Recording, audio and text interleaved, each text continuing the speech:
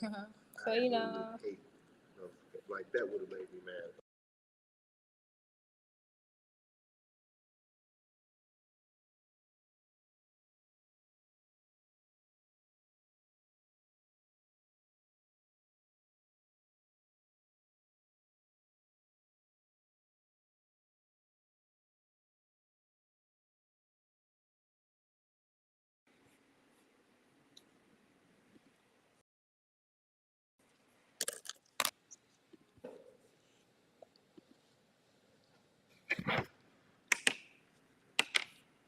All right.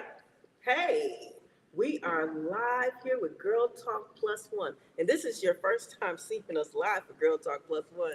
And we are about to act very dignified and classy because that's what we do here. Thanks for joining us on Let's Talk About It with Xavia Fox. And we are about to talk about some stuff tonight. This is Girl Talk Plus One. And this is our plus one tonight. You know, co-host Paige and I do girl talk all the time. Hey, co-host Paige. Hey, Xavia. They get to see you tonight. I know. Right? Yeah, I'm not behind the screen. She usually the one that be talking stuff about everybody. I'm the shop. No. She ain't gonna talk too much stuff tonight because y'all might know her. You might know her. You be like, "Are you talking about me?" But she ain't gonna talk too much stuff tonight. And so we have some guests on the panel tonight. This is Girl Talk Plus One. So, you know, we have our plus one ask 4 questions of the ladies. But first, we're going to get everybody to introduce themselves. So let's start with you. Introduce yourself. Tell them who you are, what you do, all that kind of good stuff. All that good stuff. Hi, guys. Hi, everybody. My name is Lashina McElroy, and I am one of many hats and talents. But don't get it twisted, okay? I am all about the girl talk, okay? We All love right. it. We Okay, absolutely we love might have it. to have her come back and be a regular. Yes. All about the girl talk. All about it. We're going to have to get you on again. Yes, ma'am. And so we cannot not introduce our plus one. You know, we all like to have our plus one at our events. You know, we just bring them along because maybe they cute, you know, or maybe they buy all the drinks. We don't know what it is. But our plus one tonight, introduce yourself. Introduce yourself right on. I'm Introduce Denzel. yourself. I'm Denzel. Everybody call me Fifth. I do music. Also do graphic design for the chamber. Well, I don't know if they know what the Well, chamber so is. a lot of my audience is in Chicago. So the Wisconsin Black Chamber of Commerce. I don't spell it out so y'all know exactly what I'm talking about. Yeah, I do their graphics, website build outs and stuff like that. And I do music. I just dropped a project called Poster Number 5. So when you get a chance, check that out. But yep, that's me. All right, so those of you who watch Girl Talk often, Girl Talk Plus One and Girl Talk, you know, we do 4 30-minute sessions, and each one is a question. And later on, you'll be able to come back to YouTube, and you'll be able to see those edited down, you know, all. This is the fun part, though. And we also have a live audience in here tonight. Let's hear a little bit from the live audience. All right. Yeah, we got a live audience in here. So we might get some questions from the live audience as well. So we're going to hop right on in. Co-host Paige, we ready for this? We ready. We ready? We ready. All right, we're going to hop right on into this first question. Go ahead on, Fifth. We got a fifth of Hennessy up here. Let's see what it makes us feel like. I don't drink Hennessy. It might make me sick. My first, I don't drink Hennessy either, but I used to. When my friends gave me the name, You was clowning with I always had a He was Hennessy. clowning with the 5th of Hennessy. Right. So now we're going to see what Fifth got for us. Come on. Okay. So my first question would be, what defines a man that can lead? What defines a man that can lead? Because y'all always say, I won't follow anybody. The man got to be able to lead. Well, what defines a man that can lead? That's a good question. Co-host Paige, you want to go first, or we want to defer that to? Listen, I'm ready. All right, go ahead, girl. Okay, What defines a man we that can lead? want to be nice in the house. Give our guests. Okay. I appreciate that. So for me, what defines a man that can lead? First and foremost, you have to be able to stand on what you say you are going to do. Okay. And you also have to be able to do that. You too have to give me something to lead, right? To follow behind. Okay. Because you can't lead me into a ditch. Yes, For right. me, you have to be on my level or doing better than me. You can't be behind me. And sorry, guys, what I mean by that is if I'm at a certain level or a certain status, you have to be able to match me, right? Because I come with a lot. If you notice in my introduction, I didn't say it. I just said I'm a woman of many hats and talents because there's a lot that comes with me. And number three, let me tell you, if you think you're going to lead me somewhere, you better know where we're going. That's number three. That's Okay, what I'm saying. you cannot tell me you are leading me and you don't have a plan for your life. You don't have a mission statement for your life. You can't tell me about your finances. You can't tell me where we gonna live. You can't tell me where we going. We can't even plan a damn date. Come on now. So let's not talk about. Okay, I think she finished it for us. I think she finished it for us because I'm right there with you, Sheena. Yeah. I'm right there with you. I'm not that woman that's gonna let you lead me on down and now we sliding down the hill. No, we're not doing that. No, we're not gonna do that. Mm-mm. And I am willing to work with you, but I want you to have a plan. Yes. I want you to know what you want to do. I don't want you to be wishy-washy. You're not sure. And also, I gotta have a voice. Yes. I have to have a voice in the situation, in the planning of, okay, I don't necessarily know if that's good, babe. Right. And you hear me, Right. you know. And so many times, a lot of people, they just follow wherever they're going because that's the person that's paying all the bills. That's the person that's managing the household finances. Right. So you don't feel like you have a voice, or you don't feel like what your words say matter. That would never be me. See, that was gonna be my only rebuttal, and that last part of what she See? said kind of answered it, because I feel like man or woman, whatever the dynamic is in the household, whoever the leader is, Right. because in today's time, women are leaders too in the household, right? So I want to ask you. Well, okay. So you asked the question, but it's my show, so I could do. That's right. That's right. You're right. So this is my question. So I've been in relationships, I've been married, all of that stuff, right? And so my question is, why I gotta be led? What? I am a whole person living a whole life, making whole decisions, and then you come in and suddenly I'm not capable of making those decisions no more. What's I up, don't know Jen? why I gotta be led. I think the answer to that would be No, I'm still at the office. I'm gonna look at him in. on every team. There's a leader, no matter what the team structure, what the team dynamic Okay. is. You had Jordan and Scottie Pippen. Both of them were great players standalone. They didn't necessarily need each other to be great players. Jordan did great, was arguably the greatest player in the league at that time before Scottie Pippen came along. Scottie Pippen took the Bulls to an Eastern Conference Really, Finals I'm talking about it without much, man, because I've been working on something else. and But together, I'll just who they were ended up being 6 championships and this, that, and the third. So I think the answer to that question is some people are better at leading than the other person is, and if two people are coming together in a relationship, in a marriage, in a friendship, in a partnership, somebody got to take the lead. So then what happens if I meet you, we like each other? Because I'm all about that personal connection. Right. He might not have exactly what I have. Right. But if he's the one I vibe with, he's the one I want to spend time with, he's that one. Now, he can't be like homeless or none of that. Right. We ain't talking about that. But, so what if I'm the better leader? What if I have the vision? What if I have the plan? What if I have the goals? Then can he get in with my stuff? Now, I'm going to say this.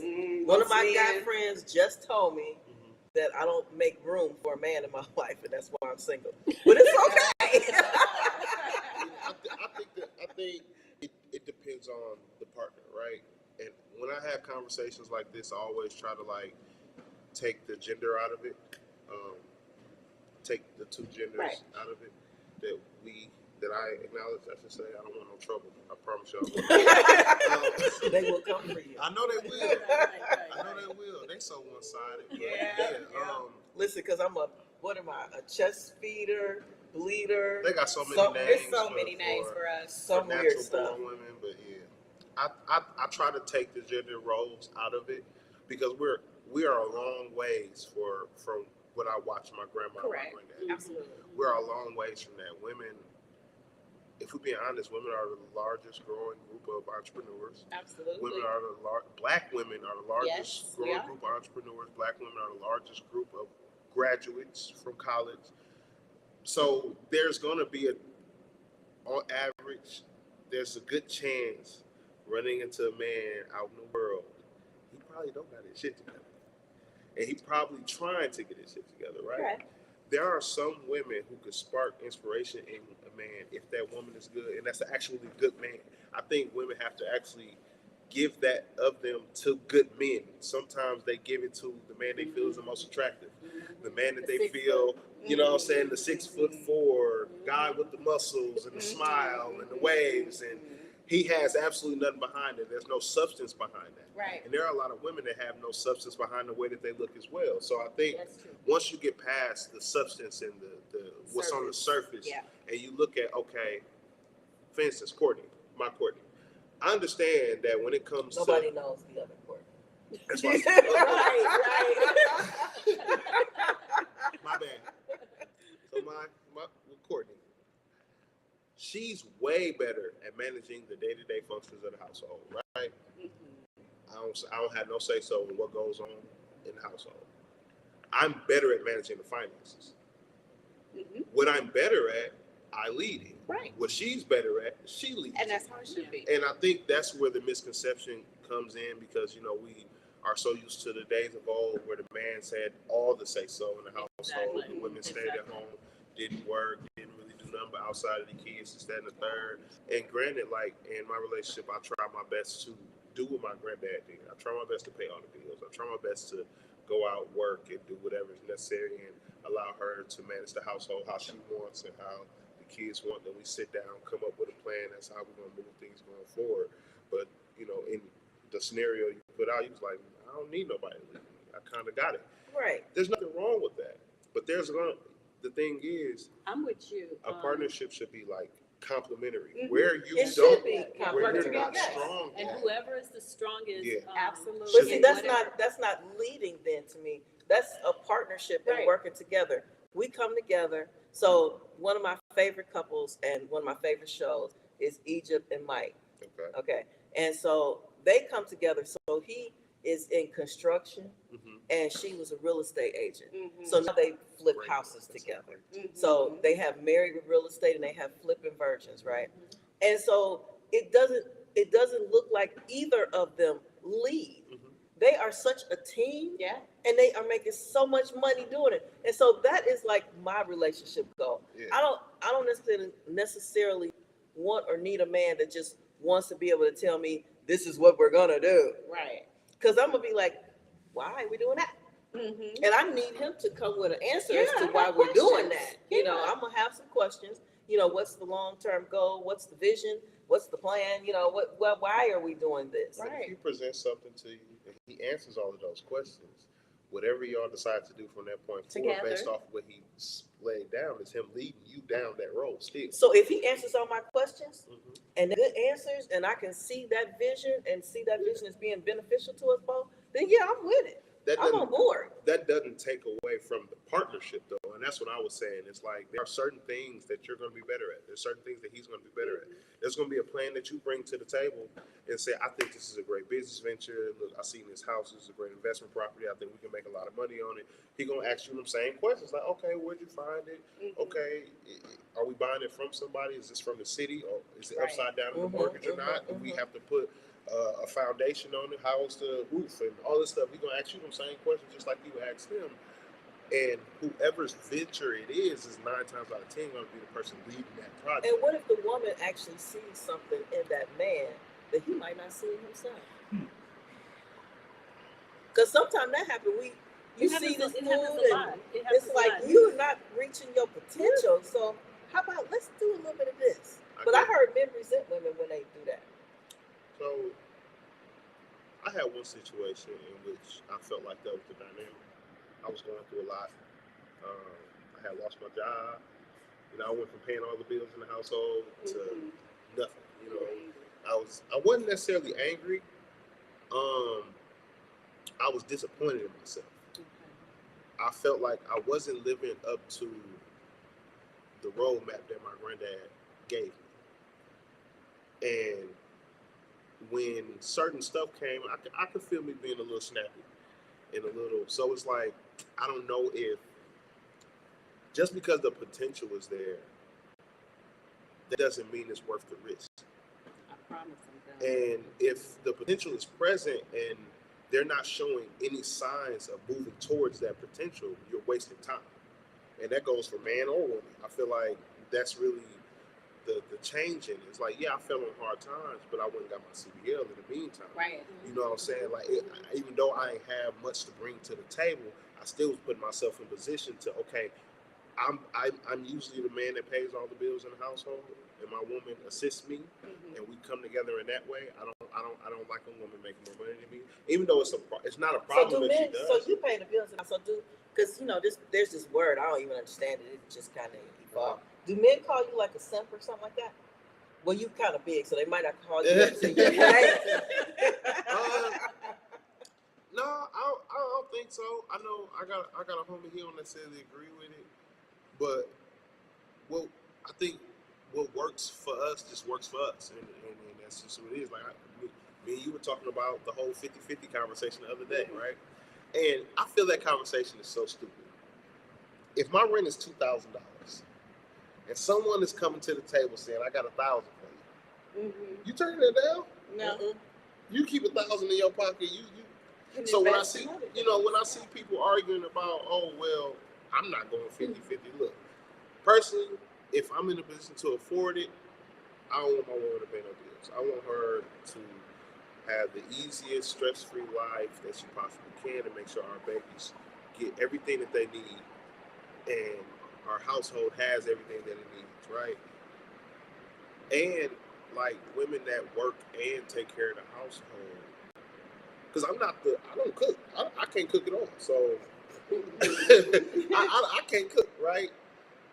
Cleaning is a job for me. I don't necessarily like doing it. So it's like, if that's what she's better at and she's good at, okay, because Courtney got OCD or something, like she clean the house at least 3, 4, 5 times a day. I'd be looking at her like, shit, you don't need to work. You need to sit down. This is your job. You know what I'm saying? But, and it is. And that don't work for everybody. Like, again, like with the whole 50-50 if Courtney brought me 30%, I wouldn't argue about that. 20%. This is my thoughts on some things at this point in my life. Now, remember, I'm older now. So I've been through my 20s and 30s and 40s, and I'm, in that whole journey. So at this point in my life, and the things that I have right now, if a man comes into my life, there's things I don't want him to pay. Okay. Because I don't want him to think that he's going to be entitled to that stuff. I feel that. Because that stuff goes to my kids. Right. And so if you're paying half of this mortgage or half of this stuff, then you may think that you're going to get half of that stuff. But if something happens to me, that stuff says it goes to my children. A and B. That's right. So let's flip it. So when you're with a man and he has kids, and and he taking care of this, or he got this, you guys have been dating for a while, you're together.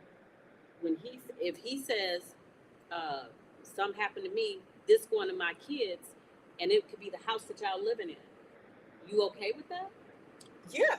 Because, Okay, I know but most people maybe are. because this is where, so I'm speaking from where I am. That's the only place I can speak from, is where I am. Because if I get into a relationship at this point with a dude that has a house, we both got our own thing. We coming into this situation with our own stuff going on at this point. Yeah. And so I know that what I got going on is not going to nobody else. Because you know how I got what I got. So I know it's not going to nobody else. So I don't want nobody, they don't need to pay nothing on nothing for that. Unless they just want to. But they have to have an understanding that that's going to them because that came from somewhere else. Right. So if he has something that he's coming into the relationship with and he got kids, his kids were there before me. Right. His kids should absolutely be entitled to whatever. Okay. We most we most sacrifice women don't look at a it lot like that. for our They think kids. if this is my husband, now it's mine. And that's what. Well, that's how that will work legally, unless you have that in your will. That's what I'm saying.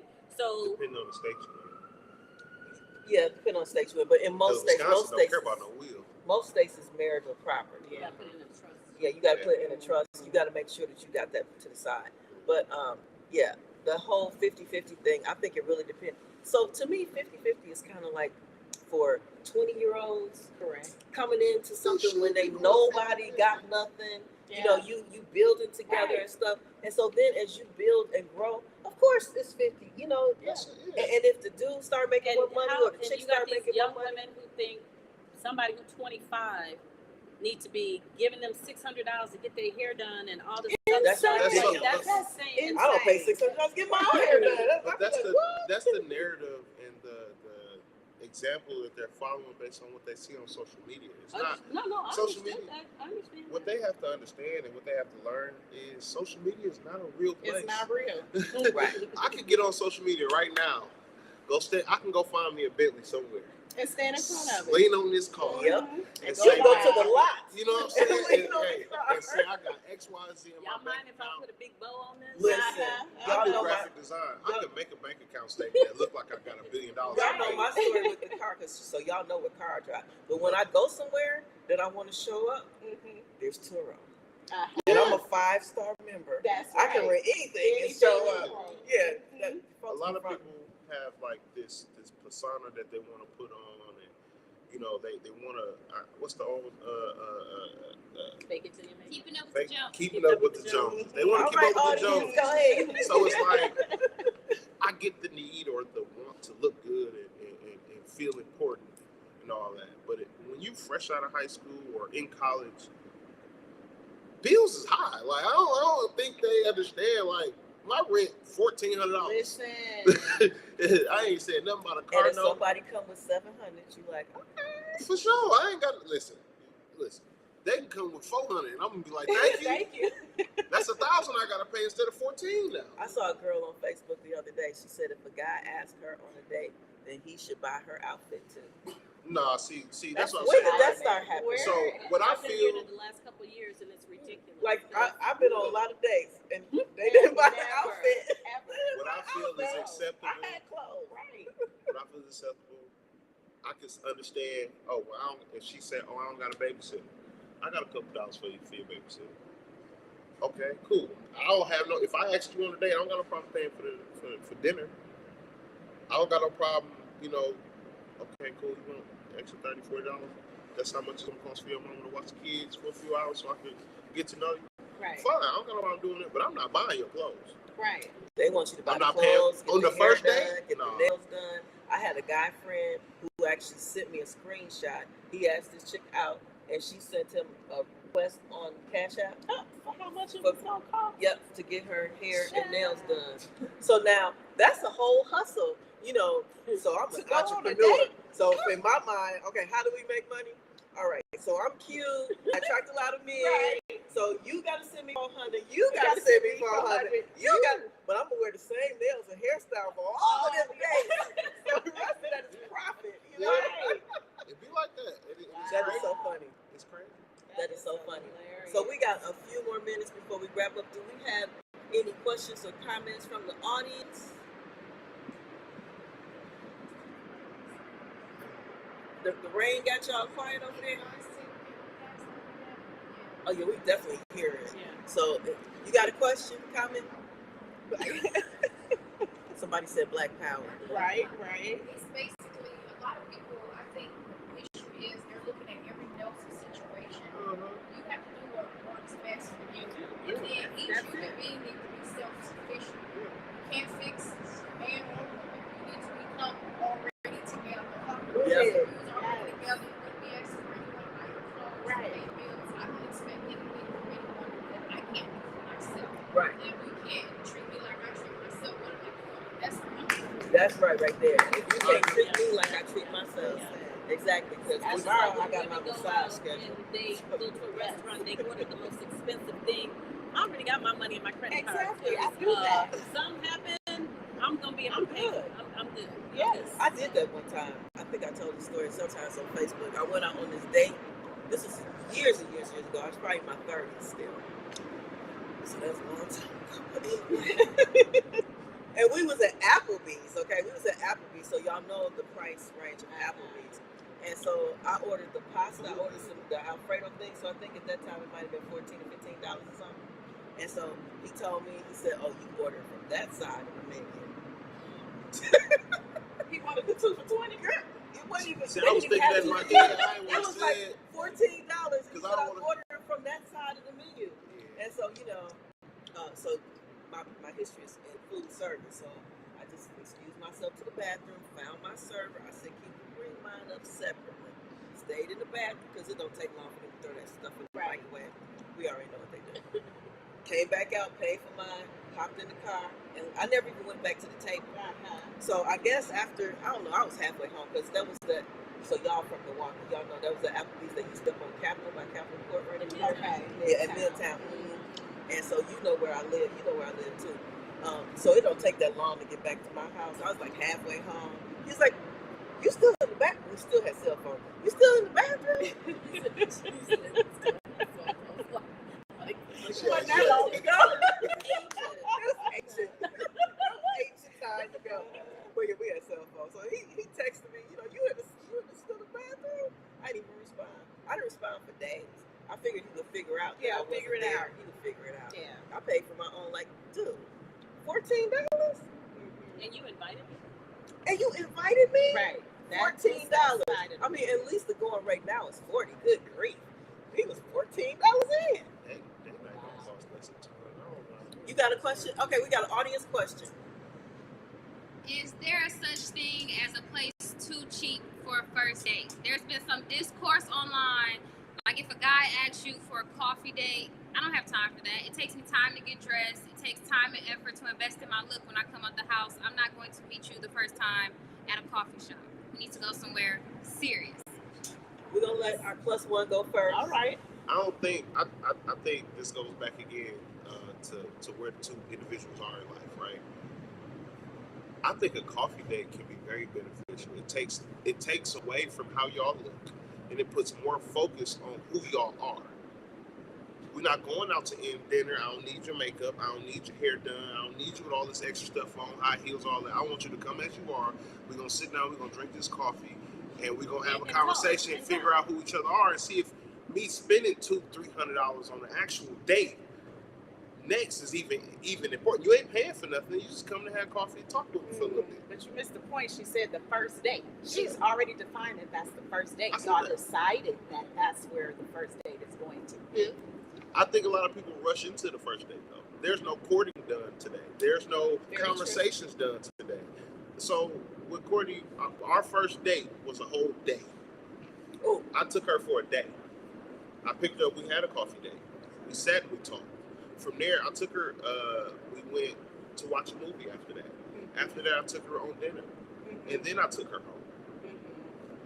I think there isn't enough focus on actually getting to know each other, and then you end up, In like bed. me, 30 years old, 5 kids, a couple baby mamas, and you didn't.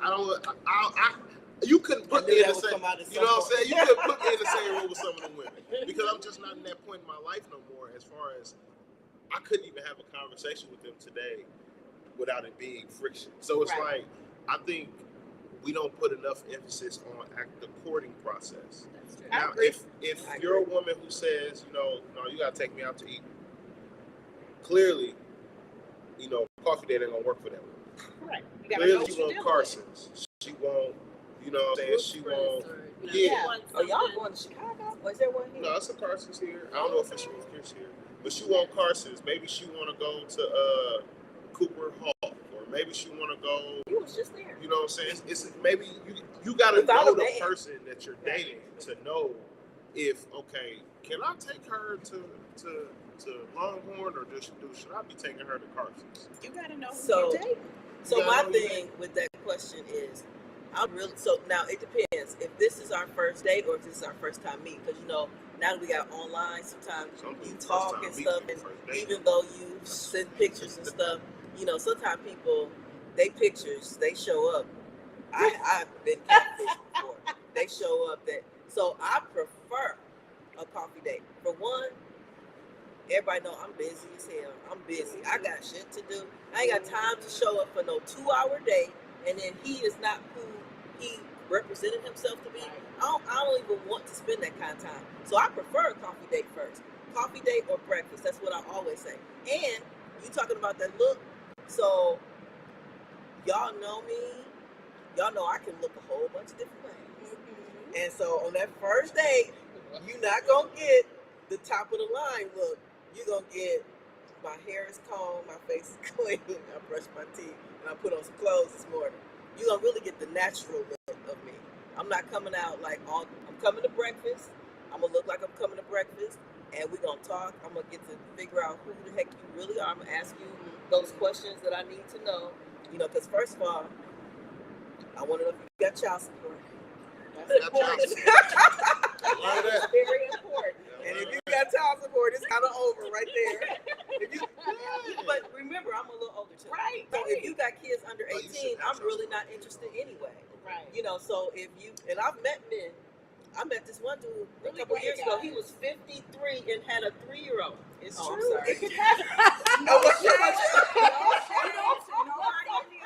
so funny? I did like this and I said, I'm just like, it's some strange. There's nothing I can do with that. I have a friend on Facebook now. He's older too, and he got with this young chick, and he's retired from somewhere. So he got a really good pension and Social Security, right? And so he got with this young chick, you know, and they were supposed to get married.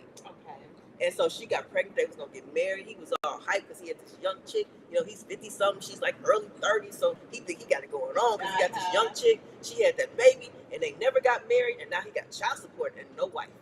Wow.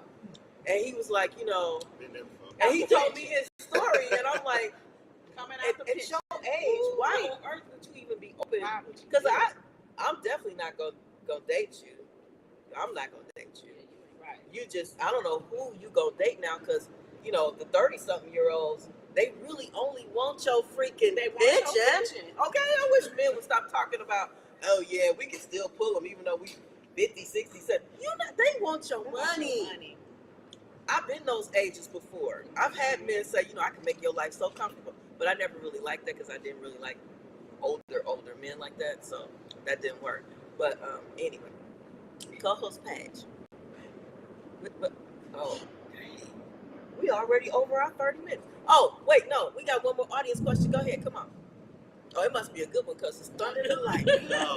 Bring the thunder, come on. Okay, the first comment I want to say is that when in the beginning when you was speaking, the standards of a true black woman, she was speaking. Kudos. I feel that. That's for real. On dating, me personally, I feel like if you're not gonna stand on what you let fall out your mouth, you shouldn't open your mouth in the first place. And then, even with dating, whoever you ask, whatever the situation is, if you ask it, that's when leadership comes in. Because based on whoever you're dealing with, or you ask on this date, I'm not gonna ask you nothing anyway. This is what we finna do. There's where the leadership comes in. Right. Plan the date. Like I remember this was for Valentine's Day coming up, and Courtney was asking me, "Oh, what we doing?" I said, "Don't worry. Hey, go a few dollars, go get you an outfit. Don't worry about it. But where we going?" I said, "Don't worry about it." Right. Oh, she wants to know what level of dress to get. I told her, you know, I wanted her to dress up. I wanted if we were going out and we were doing something nice. I said, you should probably get 2 outfits. So she said, why? I said, because the first one is an arts and craft type thing, and the last one is a nice dinner. Okay. So, okay, that's all the information I gave her. I love that. The day started at noon and didn't end until midnight. So, again, like you said, if there's many ways to be a leader within a relationship. You don't have to be a leader in the sense of I pay all the bills, you're going to do what I say, this, that, and the third. That's not leadership. That's dictatorship. That's two different things. That is very true. Being able to, so in my opinion, women have like a special gift, right? That a lot of women aren't aware of who they're that they have, because some of them could be a little too rough to acknowledge or own this type of skill that they have. It's the ability to be submissive. You can control your man with submission. Can with femininity. Yeah, Absolutely. Yes. Courtney could come to me. Uh-huh. I need you to Some do, feminine woes. and I'm gonna go do whatever she asks me to do. Yeah. But if That she is comes- lost with a lot of the younger women today. They so rough. They don't know anything. I don't want no So rough I do rider. that. I'll be like, so can I get this flyer? Hey, what I do now, I call you. After the call, I say, Xavia, I don't want you mad at me. After the meeting, I'll call you. I'm gonna call you so we can all get this together, right? But yeah, like a lot of the younger women today, they rough riders. I don't want no man. And they I don't want no rough riders. I don't want you cussing at me, putting your hand on top of my head, all that. Look, hey, listen, I done been through it. Okay, Listen, I understand. I got a baby mama that's 5'3" that be trying to fight me anytime I see her. Dang. Oh. She a little chihuahua, and hey, listen, what I will say is she's a great mother. I'm not taking away her ability to parent our children. Mm-hmm. We didn't work because she was a rough rider, and Right. it just didn't mesh. I'm very strong-willed. Mm-hmm. I'm gonna do what I want to do. It ain't nothing you gonna be able to tell me about it. Mm-hmm. She was the same way, and we just bumped head. I'll try not to look into the whole zodiac sign Xavia. thing. No, In relationships, I'm totally different. No, you are. See, me totally and I'm Xavia totally only different bump heads on relationships. We only on bump work. heads at work. That's what I'm saying. Me and She Denzel was are an cool Xavia. outside of work. She We was cool. an Xavia. Go ahead, we got one more audience question. We do about stuff that's not work related. Uh-huh. On the dating aspect. Well, dating and life aspect, period, right? There are certain things that just being a man, right, that I feel like your counterpart shouldn't have to ask for or say nothing about anyway. You know what I mean? Can we get some examples? Okay. Prime example. Every day I'm around a group of females on a daily basis, right? Absolutely. Right? Ruben likes it that way. And yeah. And a lot of times I see they have their little things that they go through, with mentally or whatever. Not no arguments, but I'm just saying, everybody had their moments, right? And that's cool. That's life. That's how that goes, right? But then at certain moments, there are things I feel like me being a man around them, they shouldn't have to do, shouldn't have to ask to be done, or, you know what I mean? That's just in me. It wasn't poured on me, you know what I mean? So, Just like today when we were setting up, you were just like, what I need to do. yeah. What you need. And when it comes to dating certain people, certain people or certain age groups, however you want to look at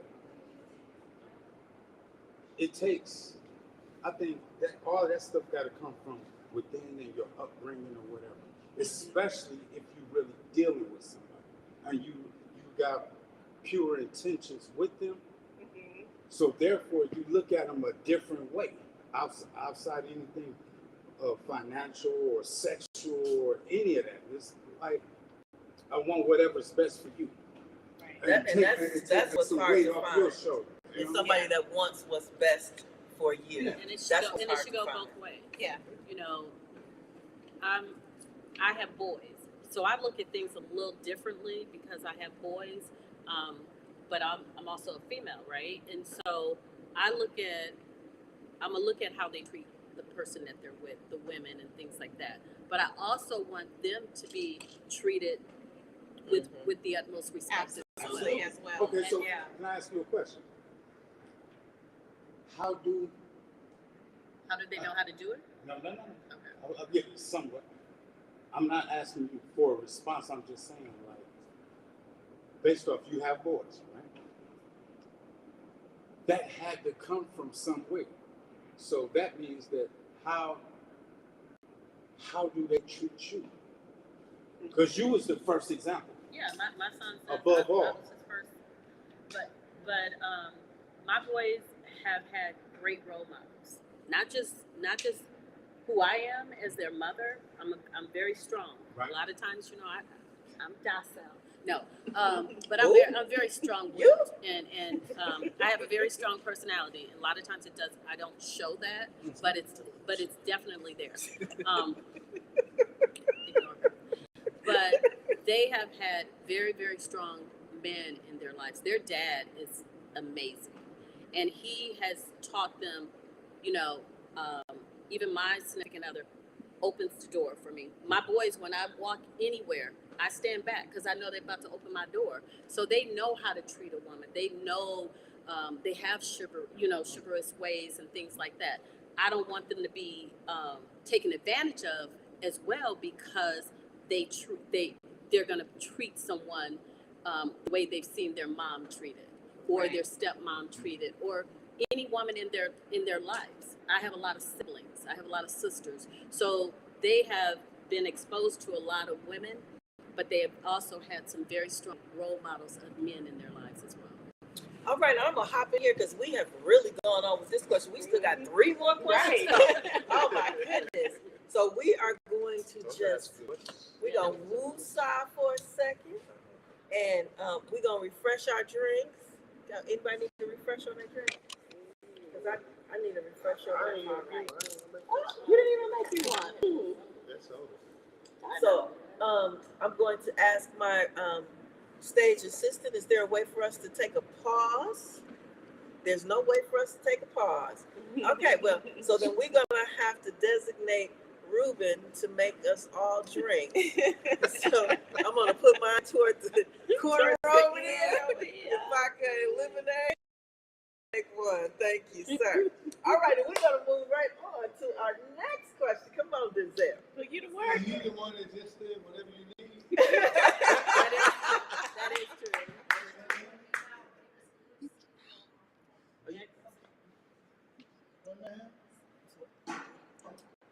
Yeah, I can take notes. Oh, and just edit it. If you will.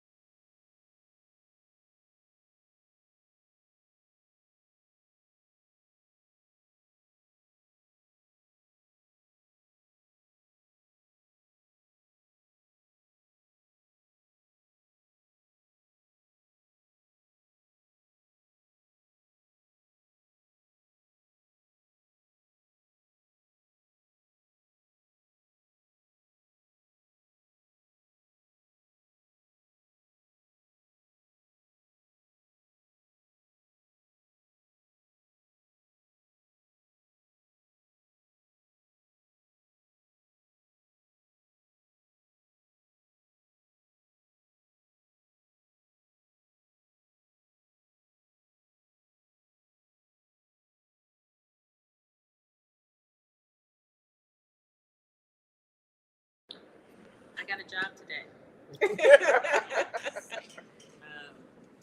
So we are back. We are back, and we welcome everybody. We're glad everybody came back, and they're hanging in there with us. We appreciate that. We just took a little break, but because I had to eat. Yeah, you see, you're still chewing. But we're about to head into our second question from Denzel. Let's see what he tries to spark up this time. Go ahead, Denzel. Now I'm gonna go with the funny question. So, remember how I was saying earlier, y'all indecisive? Yeah. And we was having a conversation before the show started, and I said women can be a little indecisive, right? And they didn't see how. So, why can't women decide what they want to eat? I know exactly what I want to eat. I What can you tell talking you. about? I'm gonna give you 4 options, and then after What's that, those for? so for me, I can always default to some pasta. I can always default to Mexican because I'm an Italian Mexican girl. Number 3, I can always get a sandwich, and I can always go for pizza. From where? You want me to name the restaurants? Okay, I can do. From where? Oh, ain't no free advertising. Okay. Oh, okay. So you say you know where and what? Yes. At all times. Absolutely. Okay. So I can absolutely tell you what I want to eat. I want some steak and eggs from somewhere. Right now. Right now. What y'all want to eat right now? Right now, I want one of them beef pizza. kielbasa. Yeah, over I want there. that. I want the beef kielbasa. Okay. I do. No, Or see, loaded dip. that don't really count because it's food present on the premises. If food wasn't present and y'all didn't already want the food that was present, I don't think so. Me and Courtney have gotten to like full blown arguments over this food? question. Yeah. What do you want to eat? I I don't don't know. I always What want do you some want to eat? eggs. I'm like, Oh, you know what I said want you to hungry. eat? I ain't say I was hungry. What you I want to want the grilled salmon holidays from Yolks in Chicago on Michigan Avenue. All the way down. That was a quick question there. I was wrong today. Yeah. Look, Yeah, I don't have no issue I'm saying not I'm wrong. indecisive when it comes to food either. I can Sound pretty like much. wait. Yeah, I can pretty much, but I am a sort of foodie though. Like Yeah. I love like. Now I'm the gonna whole- dissect it. Yeah, I love the whole. Listen, we can go to Experience. Favare in Chicago for some brunch. Oh, no, we can. Yeah, I can tell you some places. Yeah. I'm not indecisive about food. I know No. where the food is. Because I can go to Allure right now. I know some folks don't like Allure, but they got some really good pasta. I didn't mean to give a free promo. Allure, you should send me a check. Right. But then on the other hand, I can cook. Okay. That part. I like my food. Yeah. I can make some salmon, man. Oh, it'd be so good. Good Lord. And then my Especially if I see a recipe that my I be like, potatoes, I make these special potatoes the way that I make them. Everybody in the family just love them. Oh my goodness. And some asparagus. Boy, don't get into that corned beef and cabbage with some macaroni. I was wrong this time, y'all. Oh, my Yeah. mouth is wild. Already. Yes. So why are men indecisive about what they want to eat? Because y'all just be like, so what you want to eat tonight? Whatever you cook. So my answer or my reasoning for saying that is, and I'm gonna base this based off me and Courtney's situation. Courtney is very picky. So when she asks me what I want to eat, I know it's a trick question. Because no matter what I tell her, I can say, you know what, I feel like checkers right now. I'll go around the corner and give me a cheeseburger checkers. I don't want that. But you ask me what I want to eat for then. Right. If we not going. Yeah. If we're not gonna go get what I just said I wanted, what you ask me for? But so when they say, when I get asked the question of what do you want for dinner, and I say I don't know, whatever you feel like making, I know what I say. It's a strong chance You ain't getting it. I'm not getting it. So I'm not even gonna waste my time even starting this back and forth of, well, you said you asked me what I wanted, and I told you what I wanted. Right. Well, I don't feel like making all that. Well, hell, what you feel like making? What So, you you ask know, me for? I'm gonna that eat makes- whatever you make anyway. You Right. can cook. It's good. That takes me to another question. Uh-huh. Because I hear a lot of young people now, especially with DoorDash and Uber Eats and all that stuff.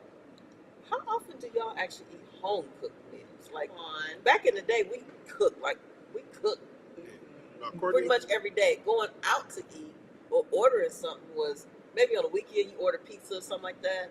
But it seemed like y'all eat out They eat out every like day. 60-70% of the time. Courtney cooking as we speak. What's she cooking? Not shrimp boil, but gumbo. With some pork in it. Seafood. I Oh, don't know. She making a seafood gumbo right now. all right. So Courtney cooked. Courtney, are we invited? Just saying. You know what I mean? So it's like with the I'm fast sure she food, watching. She probably is. She ain't dealing with the baby right now. I think my little cousin over there in the house with her too to help her. So yeah, like Courtney cook often. It's rare that we do go get like. Okay. The only time we go get food is if she say, "I want XYZ from XYZ." I'm like, okay, sure. You know, if I got it, we go. If not, she want to cook. I ain't got it. So Okay. how often do you like eat out versus cook? So I am at a different stage in my life. Like I'm an empty nester. So my daughter is in college and my son is 29. So single, right? So again, who am I cooking for? Just you, just me. So if I want something, then I'll cook it. But 9 times out of 10, I make sure that I eat a nice hearty lunch while I'm at work, and then I come home and I'll snack. Yeah. Because there's no cooking. I'm kind of a grazer too, Yeah. but I actually like to cook. Like the days when I can make me a drink and actually cook and just chill, turn on my Love music, it. Yeah. you know, just get into that whole vibe of cooking. Yeah. That's a great thing. But I work for the Wisconsin Black Chamber of Commerce, and so very busy people. there's very few times when I get a chance to cook. So I'm usually out at events, doing Right. events, at events, something like that. So Right. Very social. I think I eat out. I think I might eat out like 70% of the time now. Yeah. Not you trying to talk down on the young people for eating out 70% of the time. You do I'm the just same saying. thing. So you in a relationship? You know, I The think dynamic is if different. I was in a Okay, I can relationship, respect that. then I don't know. I don't even have time to I was cook. just I gonna say, don't really have time to if cook. the work schedule is still The work same, schedule you is can still add the a man same. into Because that. then you have I to don't think base that's it gonna on change. whether or not he's available for that kind of everyday. Most men now, See, they barely have time. Even for if he had Xavier time, be the man that Right. cook. I wouldn't really have time. That's why my friend told me. He said, "Your lifestyle does not make room for a man. That's why you single." And I'm like, I don't even understand what that means. What does that even mean? So, I would take that as you don't have time for the relationship. No, you don't. You would No, have you to don't. make You don't. time for the You don't. You relationship. don't. You don't. Those are two different things. Walking, don't. like right now, when I leave here, I'm gonna go get Mia. I'm gonna put Mia to bed. We're gonna put the kids to bed, and everybody should be sleeping around 10 o'clock. And y'all gonna make 10:30. time for And we're each gonna other. sit there, we're gonna watch a movie, we're gonna eat our gumbo, we're gonna have our drinks, and we're gonna actually have time when we're spending actual quality time together. And If X you're is gonna at be a asleep. chamber event, Yeah, if she's not at the you know chamber what I'm saying? event, she is going to Listen, sleep. if I'm sitting still, so I tried to You just need date somebody just as busy as you. recently. If I am sitting still watching a movie that long, then my body says, "Oh, it must be time for us to go to sleep." Right, because she's not moving. Because I'm not moving. And listen, And Courtney go to sleep it's on me been all like the that time. forever. So Yeah. it ain't If nothing I'm new. still, yeah. She go to sleep on me all the time. I don't care what movie it is. Yeah, I'm because gonna you put on the movie she still. wanna watch I go to sleep until at she movie falls theaters. asleep. Man, I wanted to see. So the last movie I went to see was that Best Man Christmas movie. Came out around Christmas time. I went to see that so bad. You know when the chick gets cancer. Best Man Holiday. Best Man Holiday. I thought that's That what I movie said. old. I said Best Man Christmas. That's the last time I went to the movie. That's the It's last been a time. while. That's been a long I time. listen. What she was I saying, I'm tell like, yeah, people that movie not old, to take me to the movie Because I'm going to because sleep. I'm going to Yeah. sleep. I really wanted to see that movie. Mhm. My guy at the time I was in a relationship, he took me to the movie, and I was all excited, and the movie came on, and then I woke up and it was over. I can't do the movie thing. At home. So I want to make time for quality time. What are your most available days throughout the week Tuesdays, that you have me time? That's a time for yourself. Tuesdays, because we don't have no team meetings or nothing like that. And then Fridays are good because we don't have a team meeting or nothing like that. Those Hey, would be- Friday's a good So night. Mondays and when? Wednesdays are not good because we have team meetings and I'm always preparing for it or following up on whatever we talked about. And then Thursdays, there's Third Thursday. And then I drop off the event flyers on Thursdays. And so, yeah. But Friday is a good date night. It's a good Friday, date night. but I got to meet somebody during the week.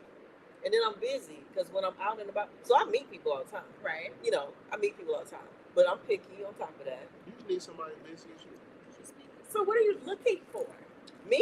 Yeah. Not a damn thing. What's the problem? No, I mean, I you am don't necessarily very- have to. I am living my best life. Okay. So, I've been an entrepreneur for like 20 years. So, entrepreneurship takes you through many journeys. Right. And so I've been through many journeys. Mhm. And right now I'm just chilling. I love what I do. I talk about being super busy, but I love being super busy. Right. I love our events. Some occasionally our chairman and CEO, can work in there. Did she a little turn? bit. But I love what I do, so I'm enjoying my life. So what I'm looking for is really absolutely nothing. Every once in a while. And so I think that according to other people, my priorities in relationships is not quite right because I insist on being attracted to the man that I'm with. They wrong. There's I ain't nothing wrong. with that. But see, they say that's what the young people want to be attracted. So to me, physical attraction is important. I mean, So That's just very because, important. just I think because you they got gotta- everything going on, she may find the physical, and then everything else is. But see, So, that goes back to what I but- was saying earlier. Like, it's fine to date people that you're attracted to. Yeah. Because I don't care how old I get. I don't think How do you have sex with somebody you're not attracted That's to? what I was going to say. correct. So I it's can't like, imagine somebody touching me. Right. And That's I'm not, very true. like ooga booga's coming That up. is Like, true. I I'm think be like, get the hell you out just of got to here. worry about once you get past the, okay, Right. I'm Is there attracted any to this substance? person. Is there any substance behind it? Correct. I feel like you This can something, date. and that's where some stuff Yeah. goes. Yeah, and that's gonna take a little time. That you ain't every person most people who are attractive don't got substance. You I think so? don't know if I Most agree with that. I would say that a lot of I'll Why? I have lots of stuff. I'll rephrase that. And we A know lot of people who are considered like Because I blanket attractive, right? That everyone finds attractive. Usually don't have substance. I have a high percentage of people that find me attractive. I do too. And I know this because I've lived my life. Yeah. So I've experienced it. So it's a high level, and I have a whole They lot don't of stuff. have a- they don't have a substance. Because my daddy always told me, my daddy said, listen, he said, you can't take no credit for the way that you look. That was me and your mama. So you're going to have to find something else to base yourself. He said, be smart, get a skill that you can be good at, do something else because being your looks ain't got nothing to do with you. Right. And so I understand that with other people as well. But you look at somebody and like, ooh, okay, they fine. And then, you talk to them, it's like, okay, can I take, because my dad, so all of the stuff that y'all probably hate about me, the debating and all that stuff, all that came from my Scorpio daddy. Okay. And so, whenever I met a guy, what I had to do, and probably what some other Scorpio people's daddy, you have to think about, can I take this dude home to meet my daddy? Because my daddy gonna talk to him. And if he's an idiot, then my daddy's gonna come back to me and ask me, what are you doing with that idiot? Right. And then I gotta give him an actual reason, because he told me to always have an opinion and always base everything on facts. Don't base stuff on how you feel about stuff. Correct. 'Cause Base it feelings on ain't the facts. Feelings are not facts. Feelings He are told not me don't facts. make decisions based on emotions because emotions change. And then you stuck with that decision, Right. and now you feel a whole different way Exactly. about stuff. 2 days You know. later. So we got a question in the audience, though. Let's go head over there.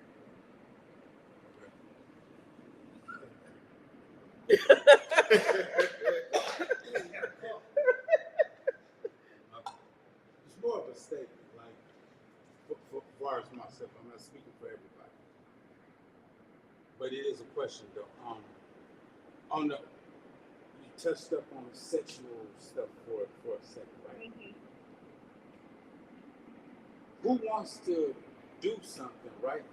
And then after the fact, you reevaluating the whole situation, like, okay, now what? You know what I mean? Like, okay, we got past this part, so now, like, what else is it? What else is there? Like, okay, so what we do now? Right. So I'll ask you this, Xavier, as a rebuttal to what you just, your statement, or a rebuttal to your response to what I said, right?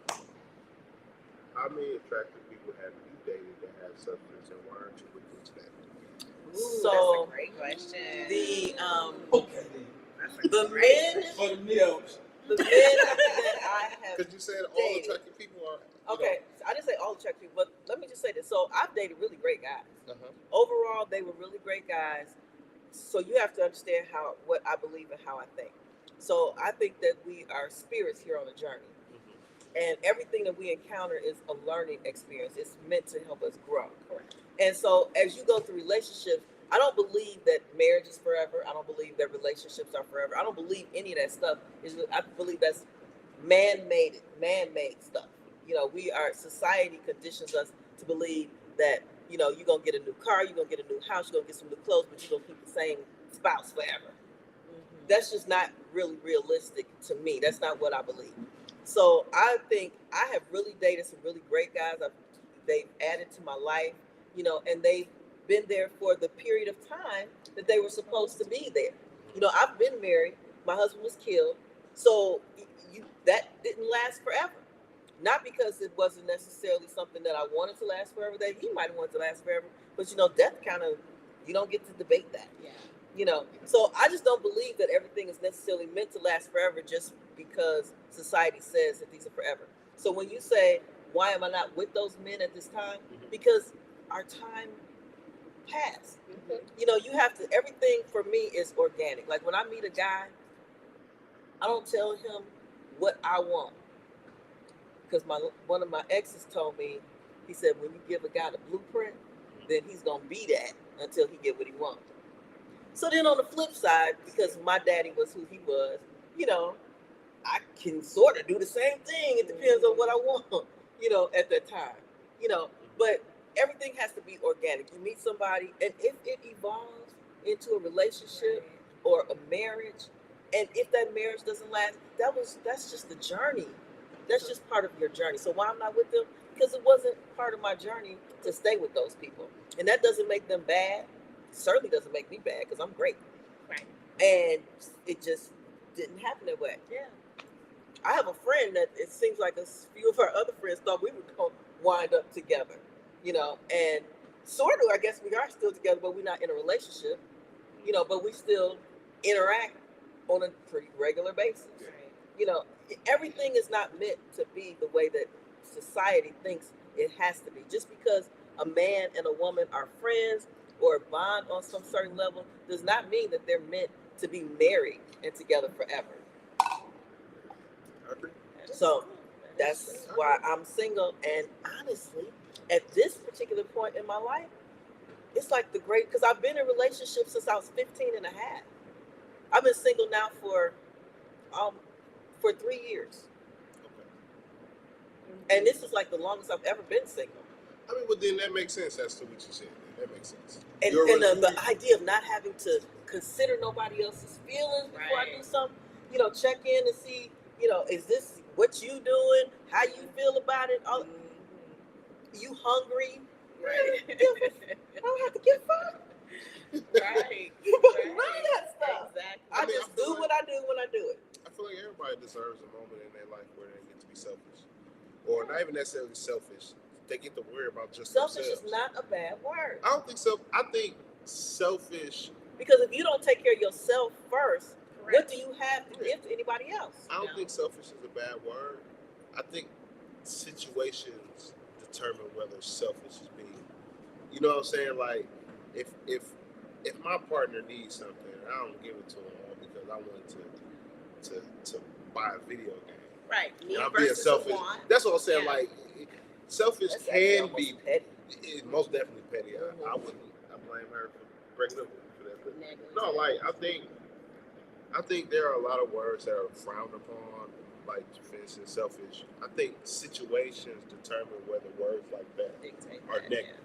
Yeah. I don't think there's absolutely nothing wrong with that. I think if you're at a point in your life where it's like I get to worry about me, focus on me, I don't got to worry about nobody else, and I'm enjoying this right now, there's absolutely nothing wrong with that. I think everyone deserves that point in time in their life. Everyone deserves a couple years span, 2, 3, however long you need, where you worry about nobody but yourself. It's a really great feeling, especially because I wasn't back-to-back, relationships. So at 15, I got into my first relationship, and then I was breaking up with him, but he wasn't going along with it.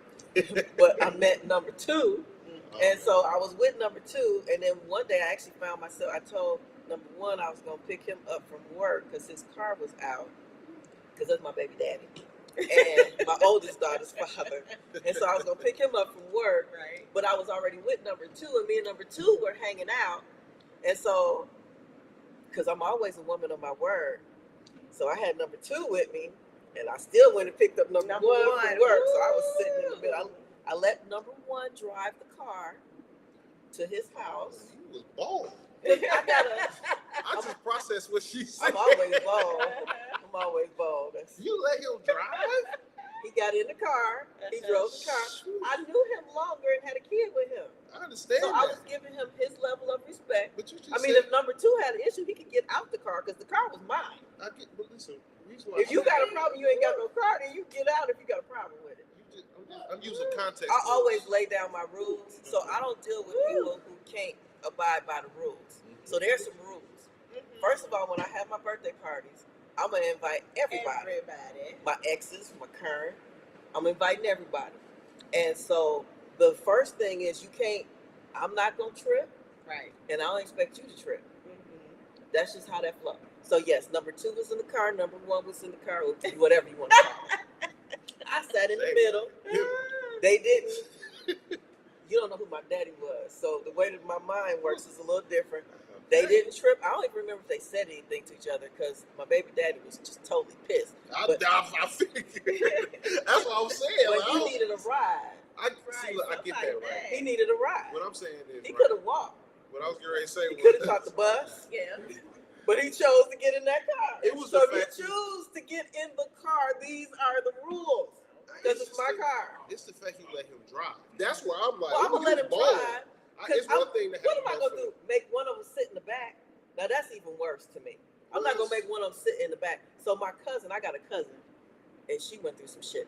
And so she bought this dude a car, and he had this other chick in the car, made her sit in the back. Now, to me, so that would have never happened to me because that just would have never happened. That's my bought me a car. But I would not put either one of them in the back. But I'll sit in the middle. So everybody sat in the front seat. We all sat in the front because that was back in the day. So you had the straight seat. With the My first car seat. was a 70-something Dodge Duster. Okay. They didn't make Dusters no more. So, But it had the whole Okay, thing. I So I remember sat in the whole the middle. The bench Okay. seat. The bench. Okay. And you sit the Baby daddy armrest drove, on? and number two sat there, and we dropped baby daddy off, and then we just went back on our merry way. It was all good. This is how I live life. This is how I live life. Number two would have said something to me. I'd have been a whole roll. Number two was not gonna say nothing because He don't knew. trip. They don't. Why are we tripping? This is what is happening. I told you what was happening. This is what is happening right now because I told you what was gonna happen. And so this is what we're doing, and it's gonna be over in a minute. And so you gonna mess up the whole rest of the day? I had a situation. You like said that. yep. Yeah. I had to say. Why you gonna mess up the whole rest of the day? It's so disrespectful. How is that disrespectful? I'm finna This tell is you. my child's father. I'm not gonna say hold on. I'm not gonna say you disrespectful. However, from a man's perspective, It could have been taken as how dare disrespect. you? Tell me what? First off, It ain't your car. well, go handle that what you need to handle with that. Then Okay, then I'll come get you later. But if you, no, but absolutely not. but he wanted it. I'm just saying. So you got options. Listen, everybody got options. This is what I'm saying. I don't make nobody make a decision. You make your own decision. So if you choose, if we out having fun and I tell you, hey, I need to go pick up my daddy because Okay, how long of time you need? do you want me to drop off somewhere or you want to roll with me? Oh, you want to roll with me because you don't want me to be alone with my baby daddy or right. whatever? Okay. Then okay, come on and go with me because it ain't nothing going on between me and him. You can come and go with me and you can see that it ain't nothing going on. So we go pick him up and we drop him off and me and you keep going. Okay. And I'm not disputing that, and you're absolutely right. However, rewind back to prior conversation. Yeah, bring it back. Okay, come on, let's go. One's decision, and based upon him, was that number 2 or 1? This that agreed to this. They both had to agree to it. They both had to agree to No, it. I'm talking about the passenger, not the one that's driving. Well, did number 1 know number 2 was gonna be in the car? Yes, I tell everybody everything. See, I don't like to lie because my Yeah, memory is. I don't like to lie. That takes too much to remember. But listen, I don't like to lie. I'm a pretty honest person, you know. my issue is, first off, not so much with you and what you said, because I get it. I definitely understand it. Kudos, you did your thing. This lady. Hey, I see that. You don't even know. It's just a little bit of stuff. As a man, looking at that like, how dare you? And you didn't say nothing. You didn't have no say. And why wasn't you in the position where she would have felt like that wasn't even cool to even bring that to the table? I'm not gonna bring that to him. Absolutely not. I know he's not gonna go for that. I'm not ever worried about what you go for, though. From a male's perspective. Okay, I get you. I understand, but I'm not ever worried about what you're not gonna go for. I'm concerned about what is going on in my life at the time. I'm gonna share it with you because it's not a matter of what you're not gonna go for. I'm gonna tell you what is going on, And that's beautiful. and then you can say no. But I'm not gonna worry about what you're not gonna go because I'm gonna give you your option to make a choice. Okay. So if you say no, I ain't going for that, then okay, you're not going for that. Okay, but I'm gonna go pick up my baby daddy and I'll be back in 30 minutes. And I understand what I'm saying though. What I'm saying as a man, right? I feel like I would never put myself in a position where you would have the audacity even to think that you can bring something like that. Okay, well listen, You know what I mean? let I'm me just say I'm this. not saying- So number 2, first of all, number 2 was new. Okay. Right. Number 2 was new. He ain't got no. I ain't got no baby No with number 2. I ain't got no kids with number 2. Number 1 been around and has done. So I will break up with people because Number that's one what is I've done. baby daddy, right? Number 1 is baby daddy. Number 2, I ain't got no kids with. Number 1 is around to the very day. We got grandkids together now. So there's no way I'm gonna leave him hanging, and he's taking he family, and he taking care of his kid. He ain't never been on child support. He taking care of his kid. I'm gonna respect him, even though we broke up. I didn't want to be his woman no more, but I'm gonna respect him because we have a child together, and I'm not gonna disregard him. And so if number 2 had came and was like, "How dare you?" I'm like, "Nigga, what you done did? Okay. You've been around here for a month. What are you talking about?" And all of that is commendable. That's exactly what I'm saying. With number 1, see how that went? How you just out your mouth, how you just said how he like, man, this is nothing, right?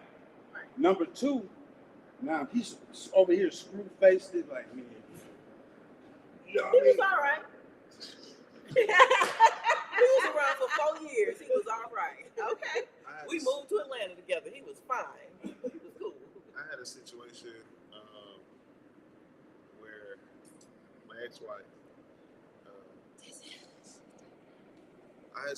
where my ex-wife, sent her new baby daddy at the time to pick up me. Okay. And he called himself trying to check me. Check you. Yeah, he didn't like the way The interactions. Me and my ex-wife bumped heads a few times, and he called himself trying to be her knight in shining armor. Okay. Yeah, that ain't go the way he thought it would. Yeah. I made him touch every concrete slab outside front of my house. Yeah, Don't you that pull up wasn't to my smart. house talking to me crazy, thinking that it's gonna go the way you think. I don't allow other men to think that they have power. It's one thing for you to be in a position of leadership, Right. but to have power, you're not dominating none of them. Right. Stay in your lane. Stay in your lane. We can talk. Right. We can for sure have a conversation. You can tell me what you dislike. You can tell me what you don't like that I do. Right. But to come and tell me what I am and ain't gonna do is that's a whole different. You know what I'm saying? So when you said that, I was thinking about that. I'm like, man, ain't no way I could have.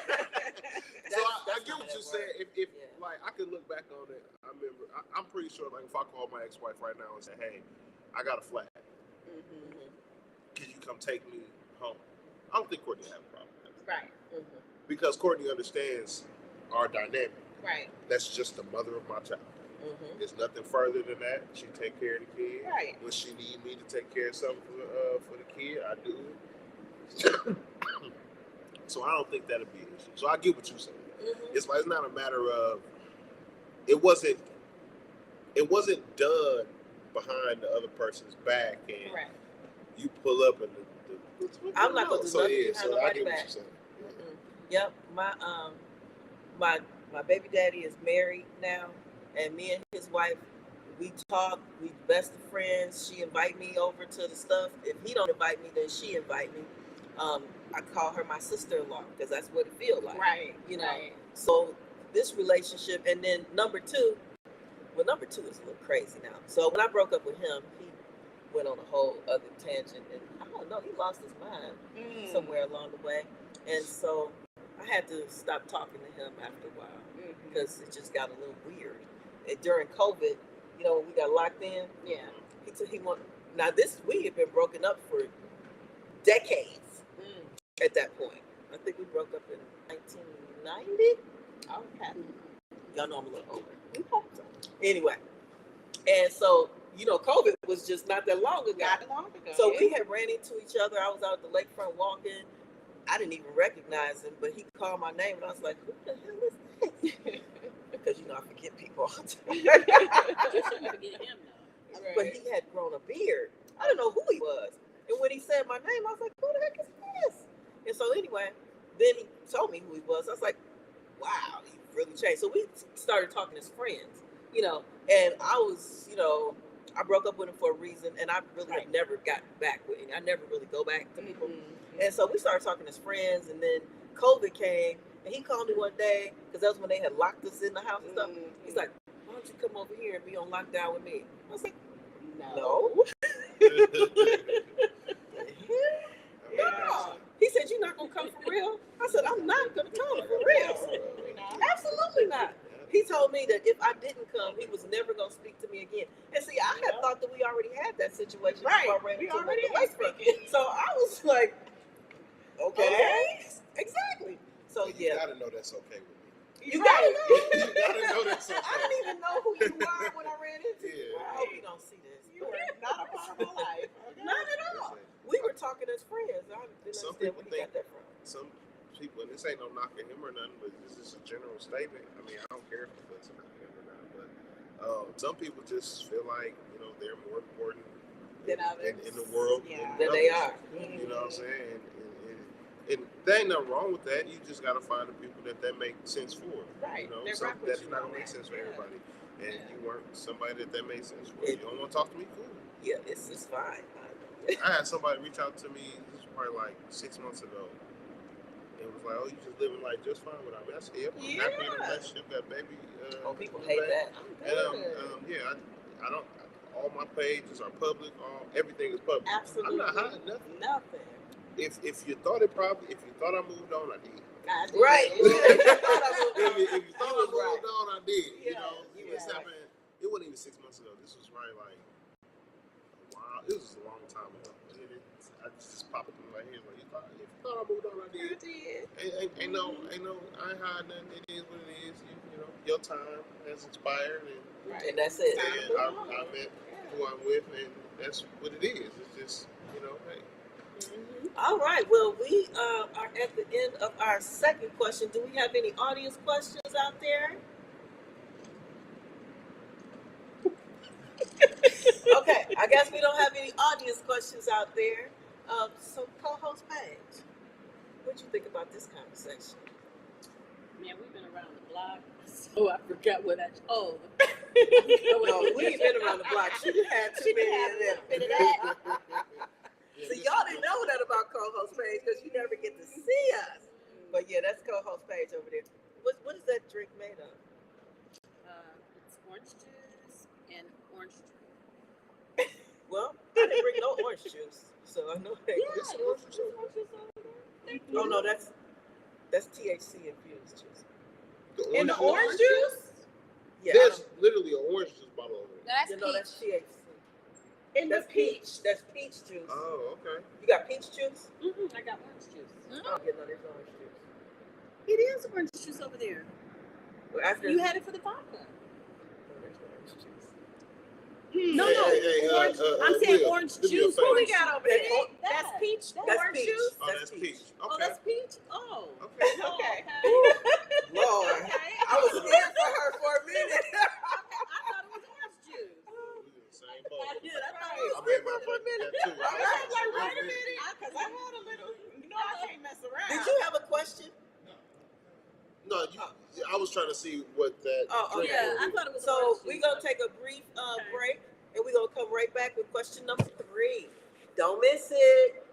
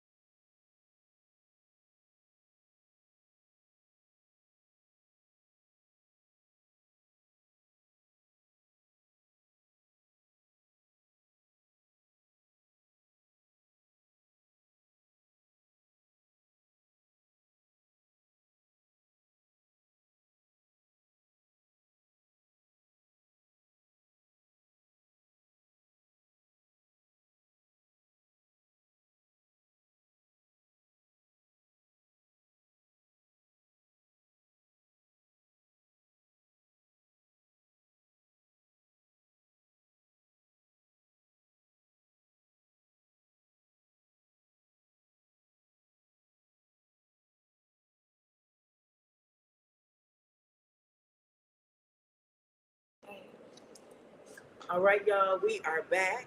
We had to get our drinks refreshed and, get a little something to snack on. And we hope that you did too. So you ready for question number 3? All right, Denzel, take it away. Okay.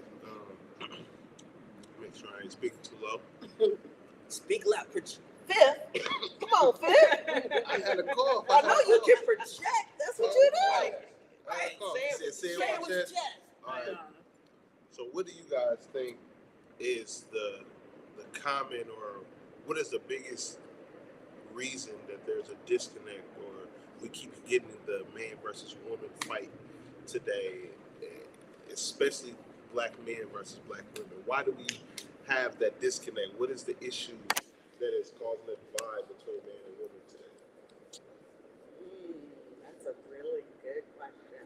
I feel some people have lean too far to the red pill community.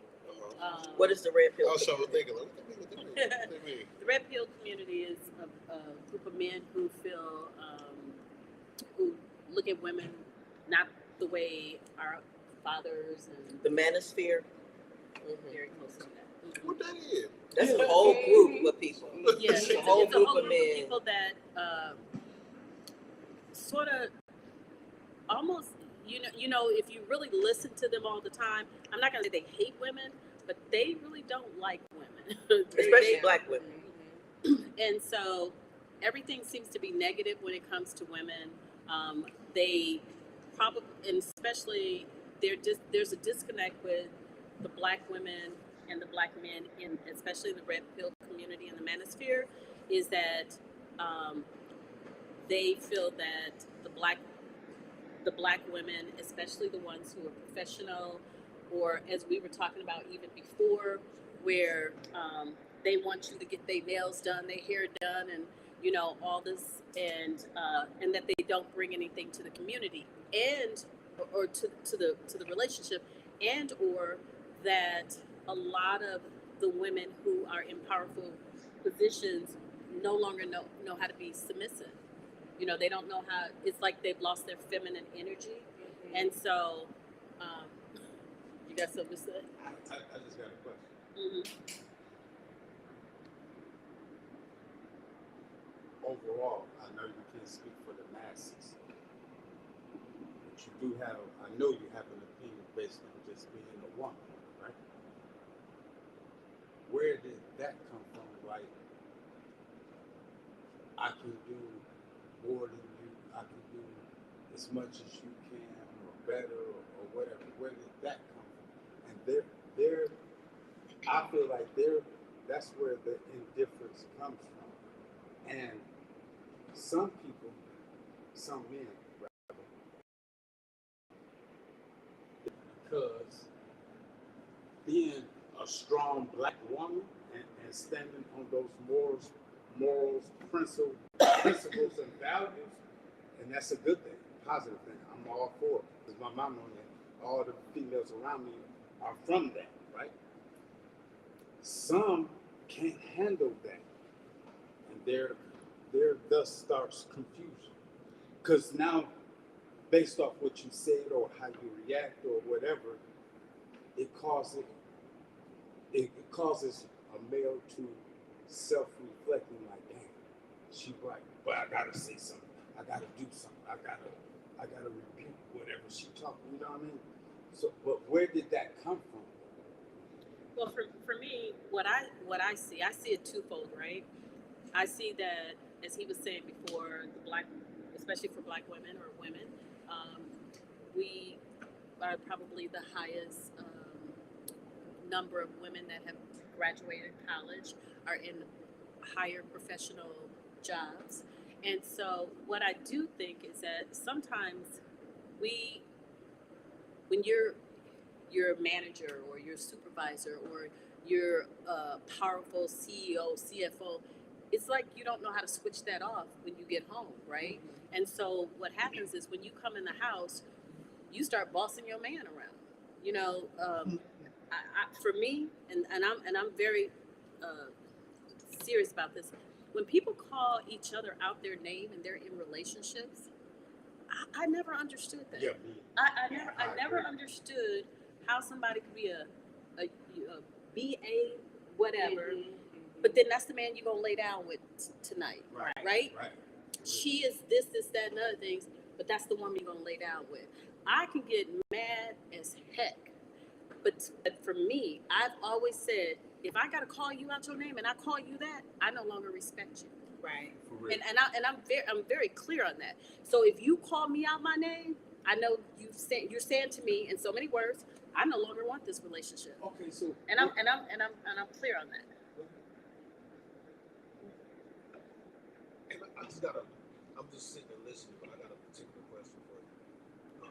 For me or for the panel? Just for you or Oh, okay. anyone in the ladies. Do you feel like you're a catch? Absolutely. Yeah, I actually feel like I'm a very, as a Absolutely. matter of fact, Absolutely. I know I'm a very good woman. Very I know it with Don't you the feel young- like you're a catch? I do. I asked that for a particular reason, though. Okay. Because a lot of times, I was listening to what you said, talking about how what was what you said? I didn't quite The hear. manosphere? manosphere, the red pill. I think that a lot of black women lost sight of the fact that they're not going to catch. They're not what? The only? Oh, They're not going to catch. Okay. Men are a catch as well. But I think it's also more vast than that. I think it could be a lot deeper than what we all realize, is that just because you're a catch, it doesn't mean that I'm not either. Right. You know what I'm No, saying? absolutely. So, Yeah.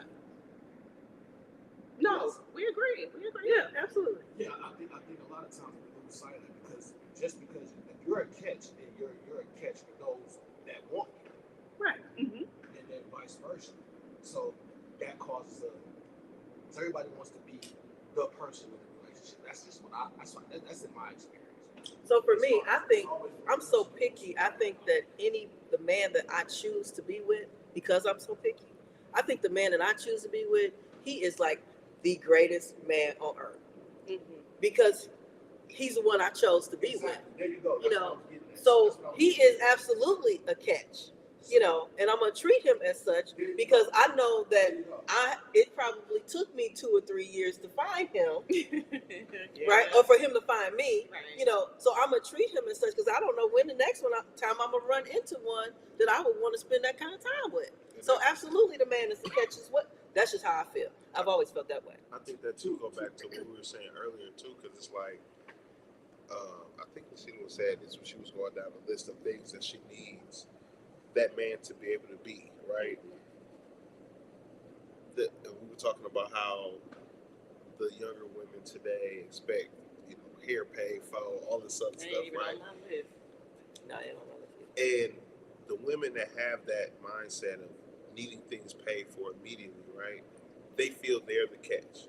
Absolutely nothing wrong with that. You should be confident in the fact that you're a catch, right? But if I just met you and I gotta pay bills, I gotta pay hair, it seems like you're trying to catch me. I'm not trying to catch you, because to get you, I gotta come with something, or I gotta spend something.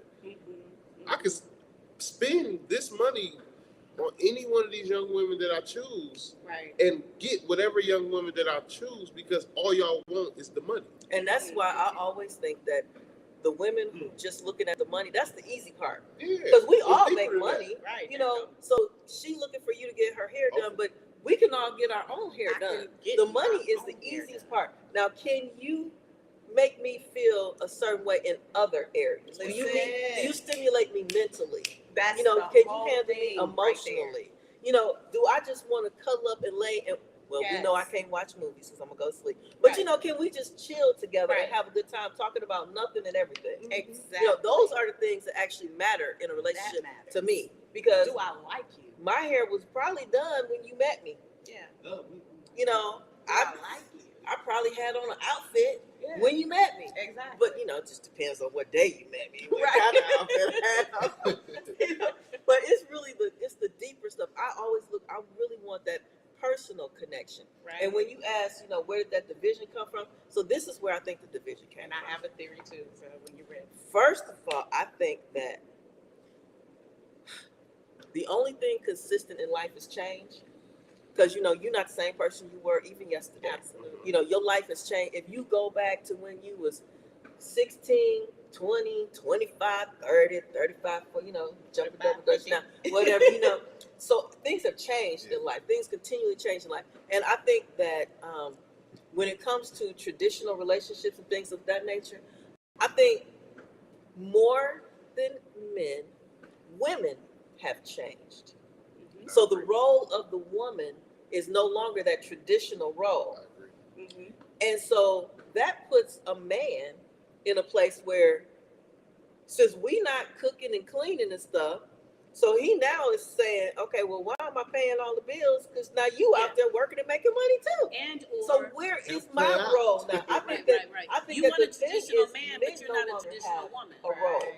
Men no longer really have a role, and I think men are more so trying to establish who they are in this society and in a relationship, because Black women, we all know how the white culture is. We all Black here, so I can talk. But hey, if y'all got a problem with it, then you can turn off. But I'm sure you probably like to. Anyway, men, the Black woman, it's easier for them to promote the Black woman than to promote the Black man.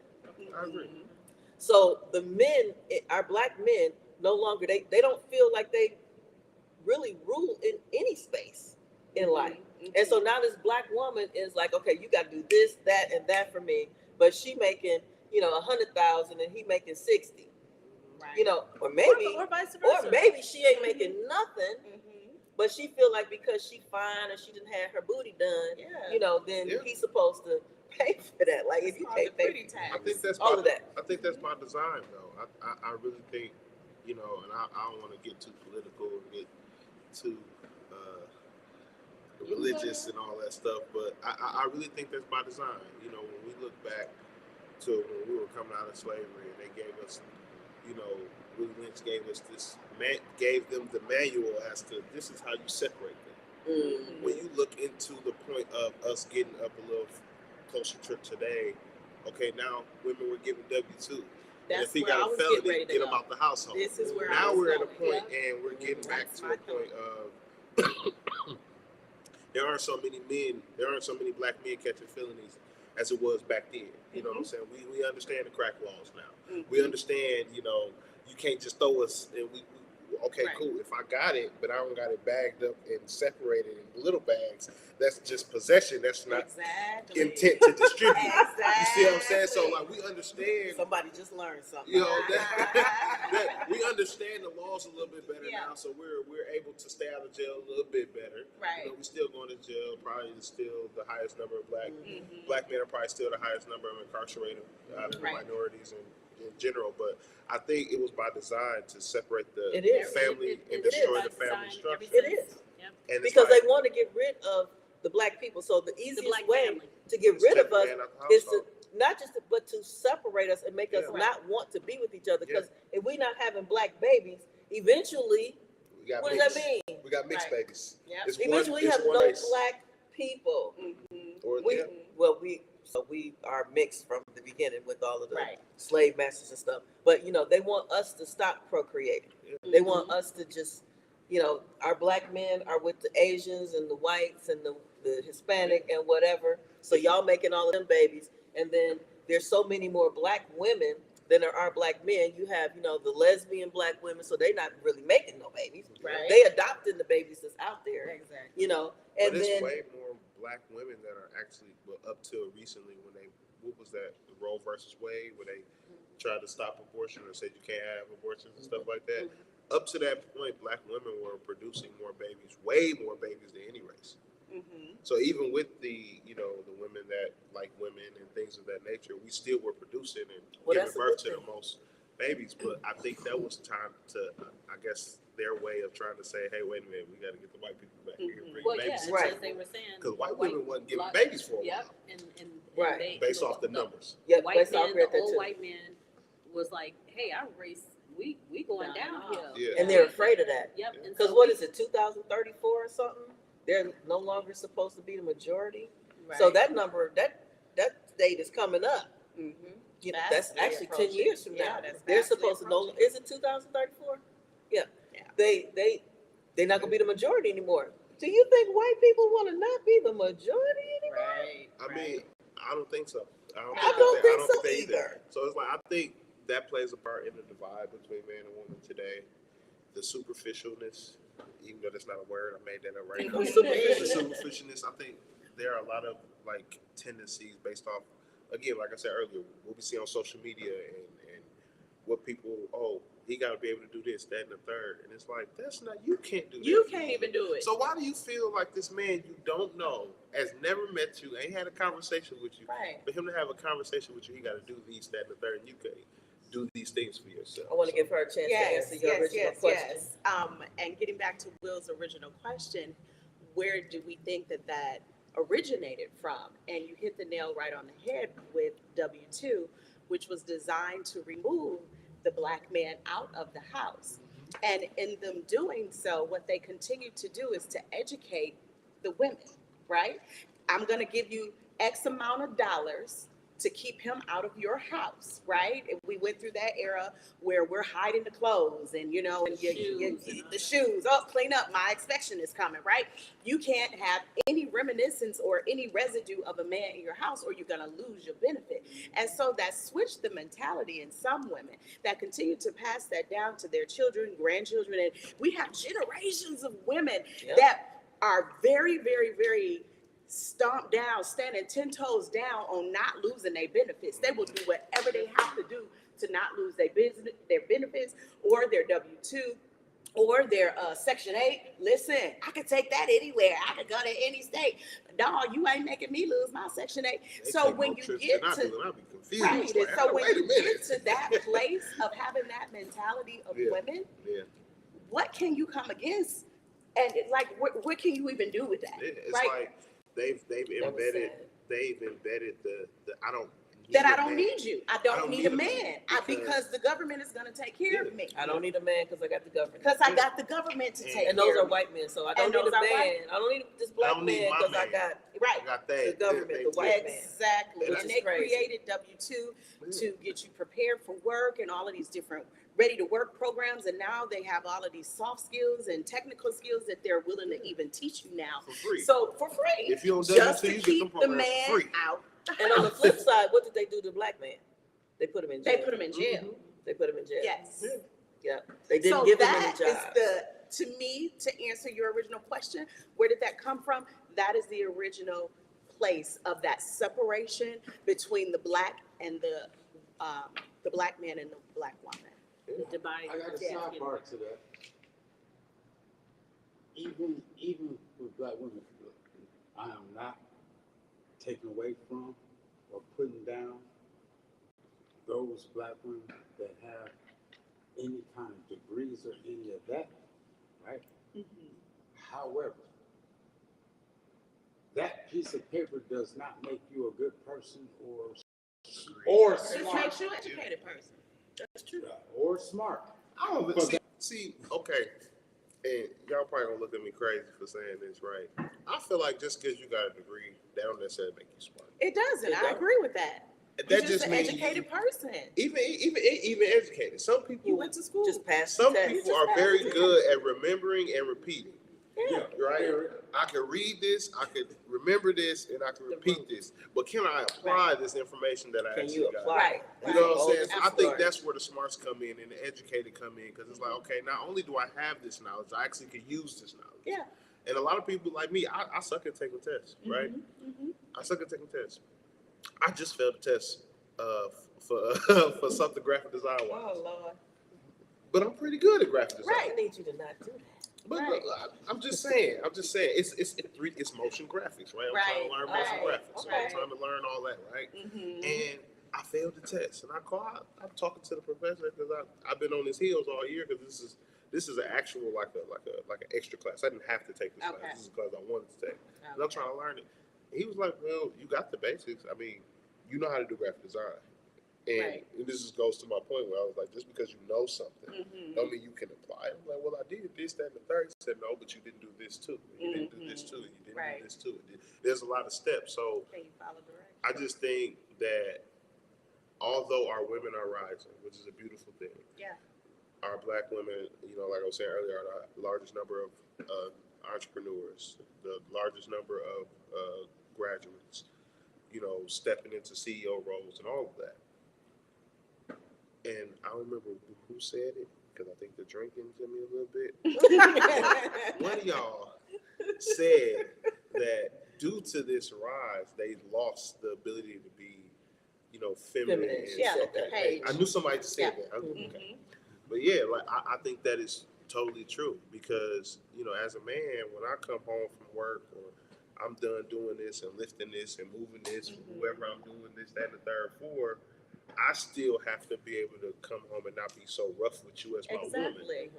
Why can't the women meet the man there too? Like you don't want me to come home and I'm treating you how I treat men in the world. There's a level, and I'm all about choice. I just talked about everybody has their choice. I'm all about choice, and so there's a level of choice in that because you have to choose the woman that you want to be with. So not every woman that is successful, not every woman that's on top of her stuff has lost her level of femininity. Right. And this leads to something that really irks the hell out of me, which is stereotypes. Because black men will stereotype every freaking black woman. I see it happen all the time. You be walking around, especially, y'all know me. So most of the time I got my little hat on and my shade, so you don't know what the heck is going on. But every once in a while we be at an event and I did my hair and actually put some makeup on. And I see that they look, it's a stereotype of me, oh she high maintenance. She this, she that. And so those stereotypes is part of what is separating us because you just lump everybody into the same thing. And we are not all the same. I love to cook. I can cook and I love to cook. I'm definitely gonna clean because I can't stand a mess. But a man looking at me is just like he think that I just want to go to what y'all say, Ruth Chris, and shop at and wear some designer stuff. And Paige will tell you I don't even know who the designers are. But they just lump seriously, I don't. I saw you make a face. I laughed. I thought it was a little funny. That's all. My daughter it drives her crazy. And she's like, you should get some blah, blah, blah, blah. So I know what Gucci is because my oldest daughter, she lived in it.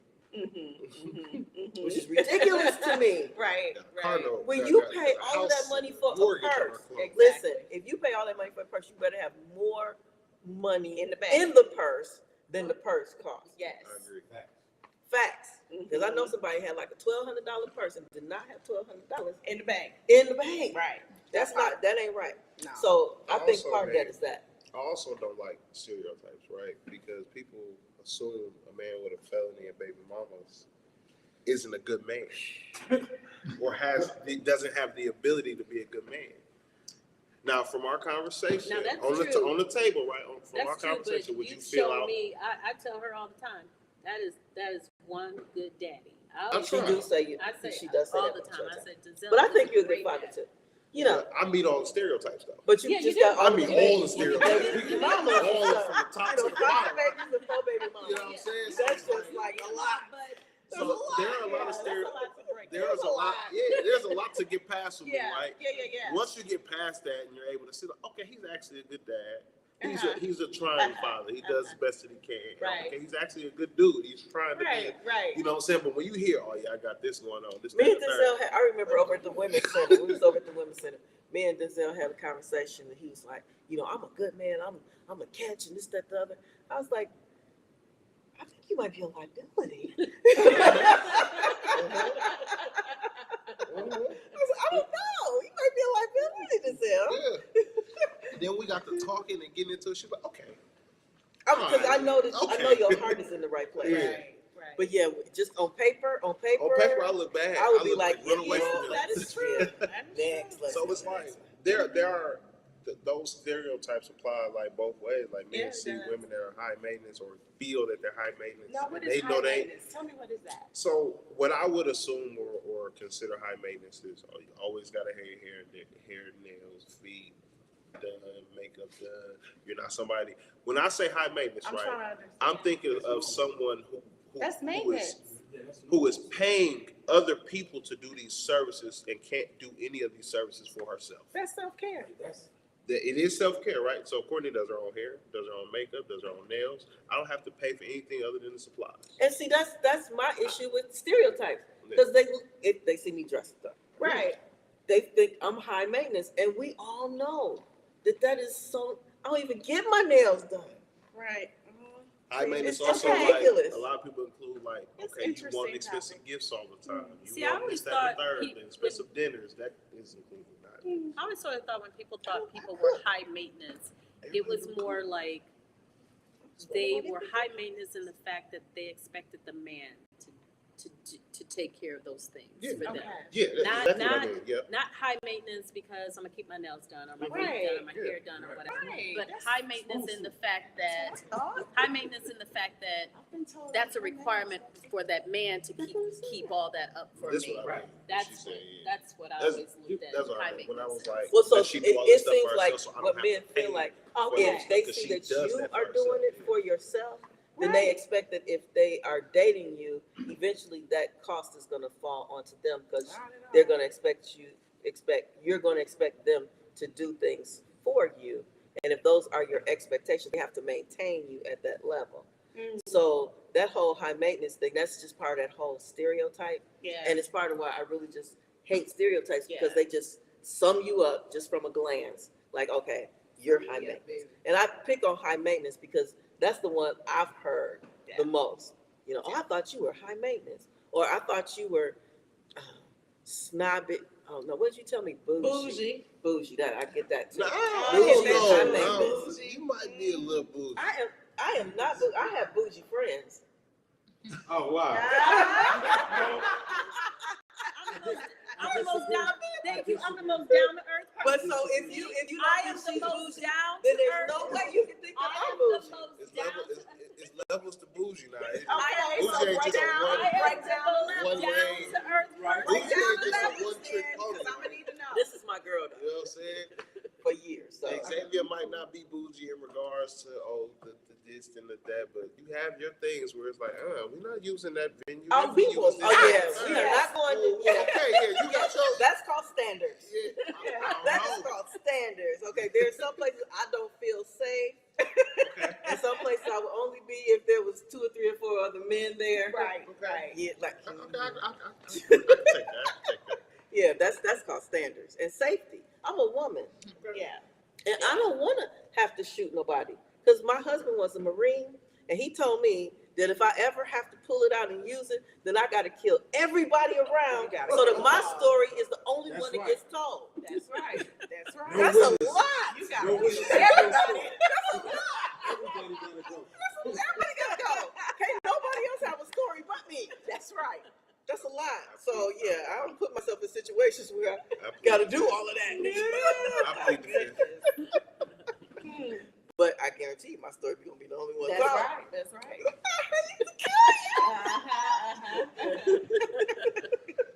I love it. I love it. Wait, where are we at? Do we have any audience? Let's see. Where did we start? I think Okay, we got about 5 minutes. We got any audience questions?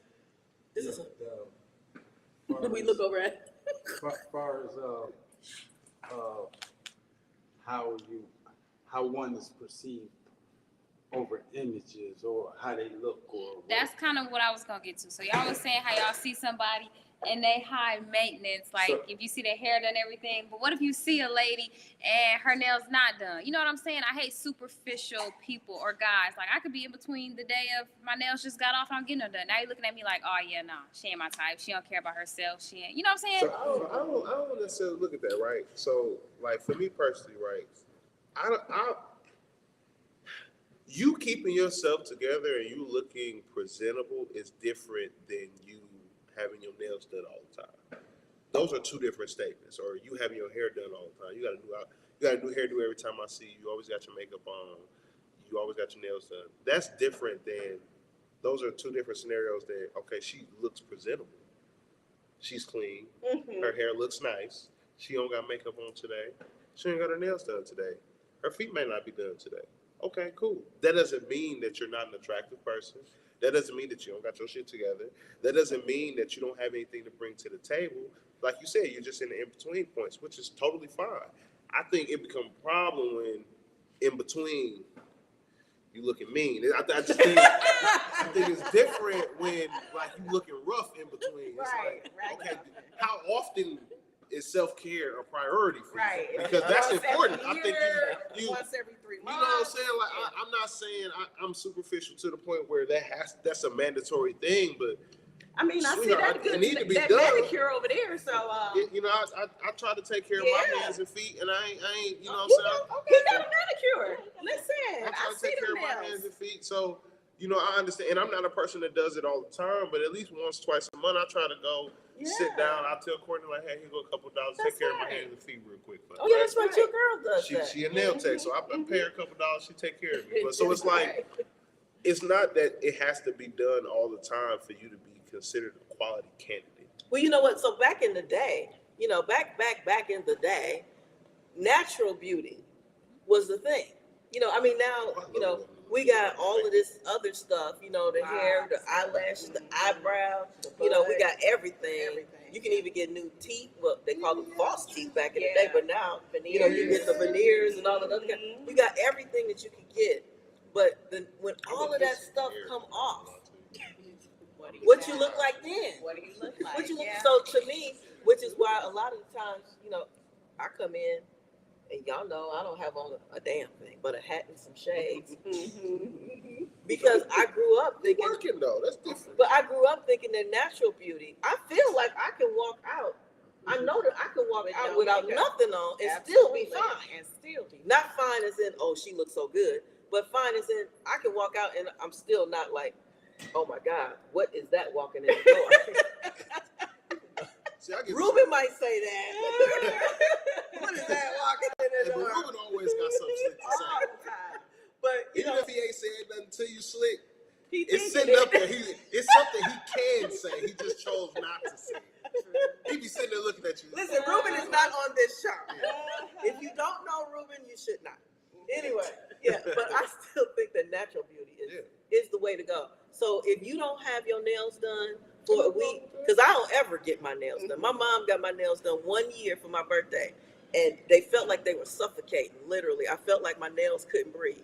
And so after that, I never wore them again because it just didn't feel right to me. So I think that just being your natural self is always the best thing.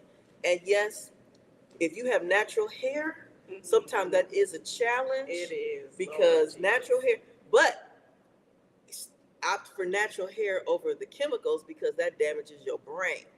Listen, and your brain controls everything. Okay. So you need to check out one of our holistic health shows. I also do shows on health and fitness. So make sure that you catch some of those as well. But those chemicals, you know, there's a whole lawsuit going on with the chemicals and how it has damaged people, caused cancer and all that other kind of stuff. So while we're trying to be cute, being cute is not always the top motivator. Your health is the real wealth, because without your health, nothing else matters. You can have all the money, you can have all the men, you can have all of everything, but you die in tomorrow. Right.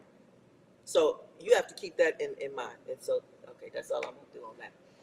I wanted to add to what you said about the natural beauty, though, right? I think that comes with a sense of self-love, though, that is missing.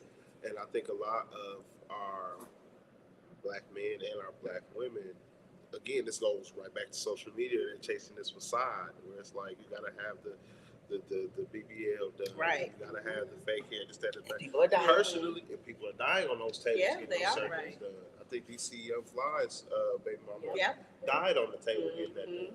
And she was already gorgeous. And she was a gorgeous girl. So it's like, I think it has to, the self-love has to increase, because I look at my partner every day with makeup on, without makeup on, and I love her regardless. She asked me the other day, I felt like it was a trap, and I felt like I felt like she was, you know what I'm saying? I felt like she was trying to set me up to get on my heels about something. She asked me, she's like, do you like me with my lashes on or my lashes off? I'm like, it don't matter to me. I think you're beautiful regardless. Because I felt like, had I said one or the other, I was gonna catch her. You know what I mean? So I'm like, look. But I was being honest though. Like, I don't.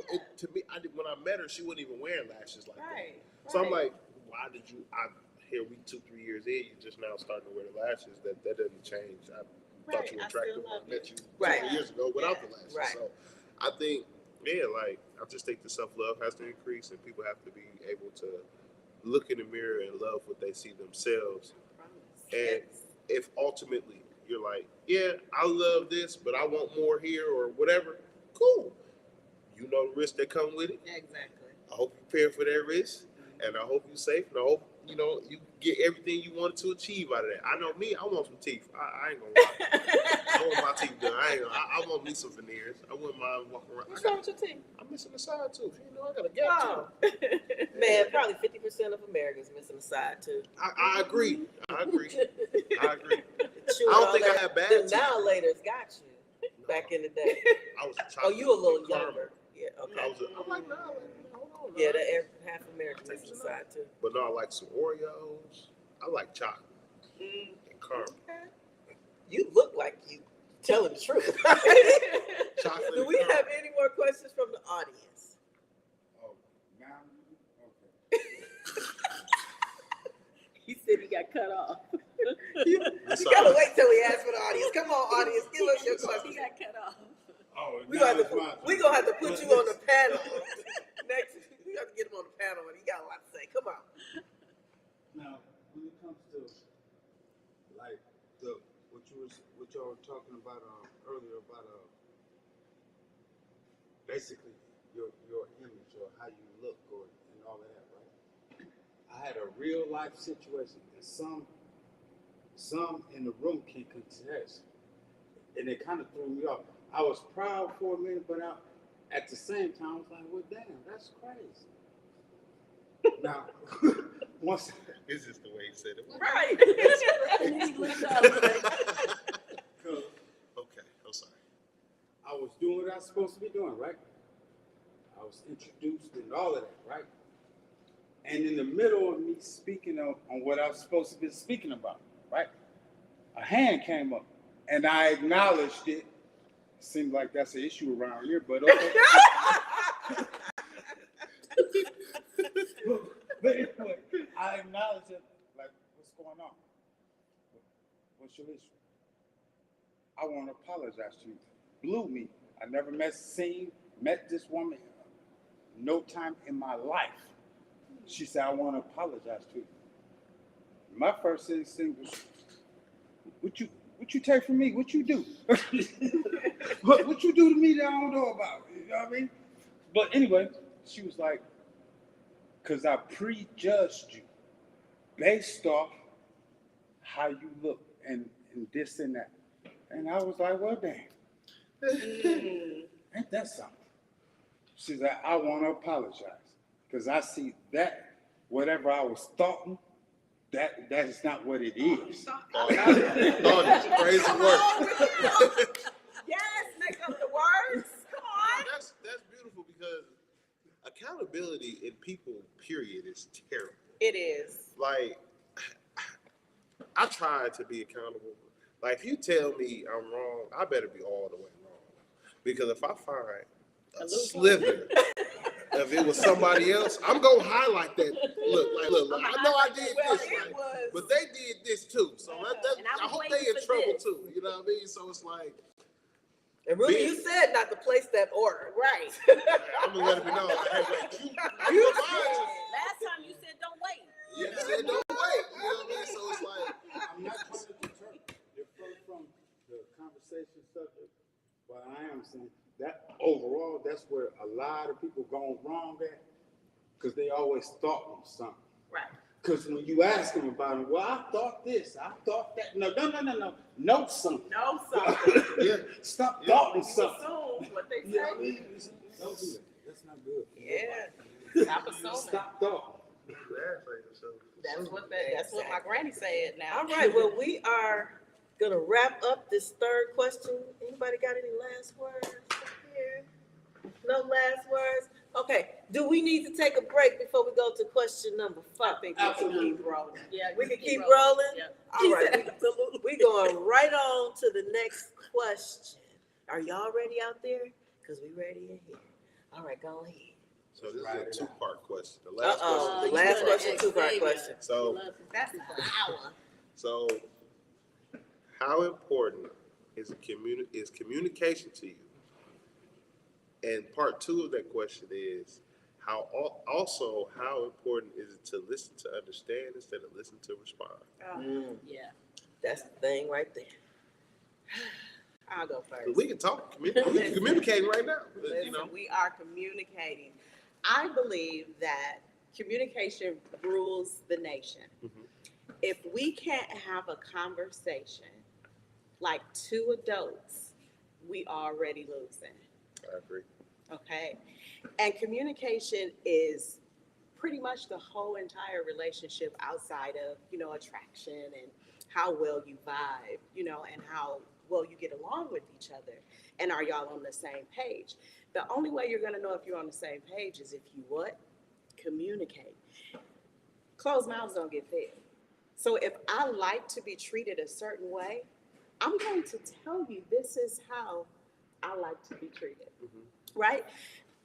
I take very good care of myself. I don't expect a man to do that. I don't ask a man to do anything. But as far as my preferences and what I need and how we can move forward and meet in the middle and get on the same page, we got to talk about that and see if that works for you, right? Because what you like and what you want probably isn't going to work for me. And I'm cool with that once you let me know. Now, it's up to me to decide if I want to continue knowing out the gate this ain't going to work, because you already done told me what it is. Don't take away my ability to choose for myself based on your lack of ability to talk or your immaturity, right? Tell me what it is that you're looking for, and let's see if we can do this. And if we can't, no harm, no foul. We still cool. I ain't gonna hate on you. I wish you all the best. No love lost, but let me keep it moving, right? And so the other part, I get that a lot because I listen and I wait before I respond, because I've learned that the worst thing to do is just to continue to talk, to answer, and then you find yourself in a position where you're trying to answer and beat them to the punch to defend yourself, and they ain't even talking about that. I have done that so many times. I just did it earlier today. I said, bro, while you trying to finish my sentence, that's not even what I said. How about you stop listening, start listening and stop talking. So it's very important to be able to have an actual conversation, not cutting each other off, or you can't finish your sentence. Like, I find myself saying, can I finish my sentence? I have the floor. Can you talk now? I'm like, ugh. Yeah, communication is so key. Yeah, that's a pet peeve of mine. Yeah. Don't cut me off. Let me say what I gotta say. So bad. I will shut down if you cut me You off. just said I'm bad at cutting people off. And I think part of it is because I do these shows for so long, and it is controlling the crowd. Yeah. And so in controlling the crowd, sometimes I have to, especially if I have the mic, because then I'm louder than everybody else. And so in controlling the crowd, you do sometimes have to cut people off because, they're long-winded. You have, a certain amount of time, or they go completely. I mean, I've been in many different situations because, of course, I've been doing this for 13 years now. Yeah. So I'm really bad at cutting people off, but crowd control is part of that. But I do believe that communication is only important if both people are involved in it for understanding purposes. Correct. So if you are not trying to understand what's being said and actually participate in the conversation to come to a mutual agreement or understanding, then, because you can talk, people consider communication when you talk to somebody. We can talk all day and we can walk away with no understanding whatsoever. Yeah. So if that is what is going to happen, that's really just a waste of time. Right. And so I'm also one that will stop a conversation. I'll be like, okay. So if I'm ever talking to you, I'll be like, okay. And I just go about my business. It's because I know that you're not really listening to me, and we're not going to get no understanding. And I got shit to do. Right. I ain't got time to stand here and just keep talking to you. Right. And I know you're not listening to me. So communication is important if the goal is to actually understand. Very much so. I totally agree. In relationships, a lot of times you have people who are just trying to be right. Yep. And a lot of times when you're communicating before they even can get what they're saying out. You've already answered it. You're just like, that wasn't even what I was gonna say. I'd be over here and you over there, and where'd you get that from? I didn't even get to finish. Right. And what happens is then animosity sort of raises up in a relationship, or you then like, I'm gonna one up that person. You know, Right. it's like little petty things, It is. all because we're not communicating. And you know, I would say my famous things that I got from my kid's dad. It's not the hill to die on. Everything is not the hill to die on. That's right. So we can agree to disagree. Right. I'm okay with having my opinion, and I'm okay with you having your opinion. That's the one. That is one of my pet peeves, is when somebody only wants their opinion to be the standard. And that's it. Yep. To be the standard. I can't think nothing I different. can't have no opinion that rivals yours or doesn't agree with you. You know that. Oh God, That's my problem with Christianity. But we won't go there. Oh, Lord. Another thing too, right? It depending on the woman you ask this question to, or you'll say something like, "What are you looking for?" When you talk to a woman, you know, since we're on the topic of communication, you know, they'll say, "I'm dating with intent," right? Oh my God, I hate that. Men say that too. I agree. Yes, they do. When you hear someone say dating to intent, that's such a vague statement. And I seen a video the other day. The guy was like, "What does that mean?" He said, "You might be dating with the intent to marry. I might be dating with the intent to get you in the bed. Smash. But That's no one is right. communicating what the actual intent is on either side of the table. Y'all just throwing this term out here, dating with intent, with no definition." Men, I don't know, I don't date women, so I don't know how they respond. So men that tell you that they're dating with intent, they will tell you that they are dating to get married. Okay, and so if you tell me on our second phone call or whatever, or even during the first message on one of them dating sites or however we wind up meeting, if you tell me that you dating with intent to get married, then I don't want to talk to you no more. Wait a minute. I don't want to talk to you no more. He might just be super thirsty. Then what? I don't want to talk to him either. I don't need nobody that's super thirsty either. Listen, listen. So, okay, my daddy told me. So I'm an only child, and I was a daddy's girl. So my daddy talked to me from the time I was probably 10 until I moved to Atlanta at 23, I think I was. So I got a lot of my dad and my uncles and all that kind of stuff. My dad told me that you don't walk around life wanting to get married. You walk around life meeting people, and you meet somebody that makes you one of them. That's when you want to get married. I'm not out here, when people ask me what I'm looking for, I ain't looking for damn thing, nothing. I ain't looking for nothing. I'm not looking for nothing. If something come find me. But if that's different. something show up, That's if something different. show up, right? If it show up It make me wanna, and make me want to, then I'm right there with it. But I'm not walking around here like, oh, I want to get married. Right. And it could be because I've been married, you know. So it's not like that hasn't, I got kids, you know, so it's not like I'm never been married, don't have kids. You know, I think those people have a different experience and journey. Yeah. But no, I'm not even walking around here looking for a relationship. I'm just enjoying life as the experiences present themselves. And if they develop into something mutual and organic, then I'm with it 100%. Right. But until that thing presents itself like that, I ain't walking around like, oh, what was me? I sure wish I had a man. Because I got a lot of men in my life. I got a lot of men around me that I could talk to, that I can hang out with, that got my back if I need them.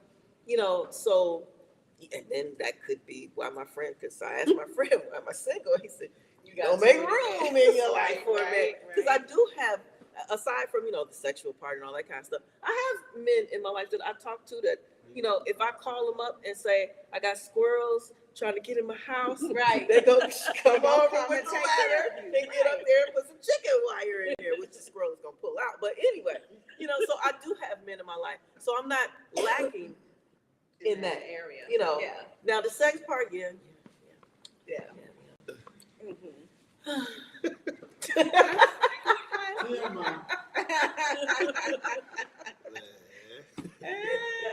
My glasses empty. I don't need no more of that. Right. Yeah, you gotta know. Every time you get something, you make a baby. So you gotta white shirt over there. You know what? So, Denzel is that dude. You know, if you were in your 20s or 30s, you meet him, be like, yeah, so what you got going on in your life? well, you know, I got 5 kids by 4 baby mamas. I'm like, oh shit! I ain't never having sex with him. Good Lord. Your ovaries just start vibrating like, oh no, get away from that one, get away from that. Alarms start going off, flashing. Lord have mercy. What was the question again? Oh, we spoke communication. It's communication and listening versus. What I want to add to that, right? So when me and my partner met, right, and she asked me the question, how many kids? Oh no, and she stayed. And I was looking at it, I said, I need to discuss it. Because I ain't just volunteering, right? Because I felt like in my heart, if she not going to learn me for me, and she going to know I'm a good man. She going to hear, she going to see the, the stat sheet and be like, no, this shit over with. Right. You know what I'm saying? But she asked you the question. I told her, at the time I had 3, I'm like, It's time you had 3. Damn. So right, it get deeper, right? So I got 3. She's like, you got 3? It ain't too bad. I'm like, okay, cool. How many baby mamas? I said 2. She said, okay, I work with that. Okay, cool. Found out that the last baby mama was pregnant. Oh. That I had just In the broke middle up. of that? Yeah. That's messy. About 4, 5 months in, I'm like, shit. I said, we need to talk. Oh no. She's like, what? I said, now, I'm telling you this because I have to tell you this, right? I have to tell you this. I'm not going to hide this from you. Because you're going to find out anyway. And I'm letting you know that I just found out yesterday. So it took me a day to get my shit together to even talk to you about this. And I told her, like, yeah, you know, I got a son. She said, wait, what? I said, we ain't talk for a couple weeks. I wouldn't talk to you no more. Then she called me back. She called me one day. And she said, what is y'all's situation like? Is that an open door for you now? Or are you done like you said you're done? I said, I'm done like I said I'm done. I don't want nothing to do with that. That wasn't even supposed to happen. That's fucked up to say. That's the truth. It's the truth. That wasn't even supposed to happen. We get it. You know what I'm saying? I'm just as shocked as you is. Hell, I ain't talked to this lady in months. I don't know what the hell she on. You know what I mean? So, yeah. But that goes back to my initial question, communication, right? But see, so I was able to communicate, and she was willing to understand. Right. From an older woman's perspective, though. Oh no, that throw you for a loop. So that goes to because I dated a guy against my better judgment, and I probably should have went with my first mind, but he was a really great guy, but he had young kids, and so he was divorcing, and initially the baby mama, well, his ex-wife, not the baby mama, his ex-wife, she wasn't putting him on no child support because he's a good dad. He's a good dad. But he had young kids, and I had said I wasn't dating nobody with young kids, but he was such a good guy. I thought maybe I should give him a try. You know, you'd be like, okay, he's a really great guy. You said that's not what you wanted. It wasn't what I wanted. And so what happens is she didn't put him on child support, but when they went in front of the judge for that divorce, the judge put him on child support. And so that's 2 kids. And so then that money started popping out of his check. And then the kids needed this and the kids needed that. And there was basketball games and football games. And he's a good father. So he gonna be at the football games. And so then he want me to come to the football game. I don't really want to go to the game. You know, so it's a whole commitment to having young kids. So as a person, and my kid's grown. Right. My kids was grown then. So his kid was 7. My kid was, that's been a while ago now. But my kid was grown. I'll just say that. She was 19. My youngest was like 19 or 20. And his kid is 7 and 15. Yeah. Right? And what am I did it already. I did it already. Yeah. I've raised kids already. I don't want to. I don't want to go. I don't want to. Question. Hell no. Question is, so that based off his situation prior to you, obviously, that changes the way that how you looked at him? Absolutely. Because we all make decisions. So we all make decisions. So here's the thing that I got flack for. Because when I was when my husband was killed, I was a single parent, right? And so men dated me. I've been in relationships forever. I said that earlier. I've been in long-term relationships, not just I meet you and it's over, 4, 5, 6, 7-year relationships. So men dated me when I had a kid, right? So my kids are 8 years apart. My youngest, when my husband was killed, she was 7. So I had a 7-year-old and a 15-year-old. They dated me, We all got choices. That was their choice. Just because you make the choice to date me and I got a kid, don't mean I gotta make the choice to date somebody else because they got a kid. I don't want to deal with your child support. I don't want to go to your kid's recital. I don't want to go to their football game. I don't want to take them to the dentist. I don't want to do none of that. I don't want to go school clothes shopping. I don't want to do any of that. I did it before, twice. And I'm done with it. Now I want to live my life the way I want to, and I have every right to do it. You're right. Wait, hold on now. No, it's a flip. I don't have to. It's a flip side to that. Ain't no flip. But go ahead and try it. Okay, if we sitting down and we conversing, we dating or whatever, right? Whatever that happened prior to you. That don't change who I am. That don't change. Hold on. Wait a minute. That don't change. It's part of who I am. Part of who you are. You are a package with your kids. Okay, you gonna talk for me? Go ahead. And you are a package with your kids. I get that. I don't gotta accept the package. That's not what I'm talking about. Okay, don't take it somewhere else. Okay. This is where I'm going with it. If we conversate, right, and we got this understanding, we doing this and that, right? Whatever it is we're doing. And then this come about later on. Later on. That's what you just said. That's what you just explained. You said the kids come about later on? No, I think Denzel's story was about the baby that came up. Oh, because he didn't know that the chick was pregnant. Yeah. Okay, Yeah. go ahead. But I think he's talking about your story too. Yeah. Because you said, that came once they went to court and everything like that. It wasn't in the beginning, so that's what he's saying. Yeah, it came on later on. But we already here, right? Regardless of all of this that's back here, that does not change who I am right here today when we met and what we got going. It changes our life. How? It changes our life. Pause.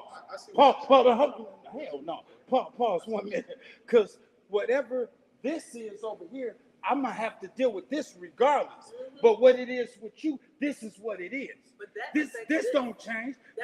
This is what that affects them. No, no, absolutely. I lived it. It actually did change their lives. I lived this. Financially. I lived this.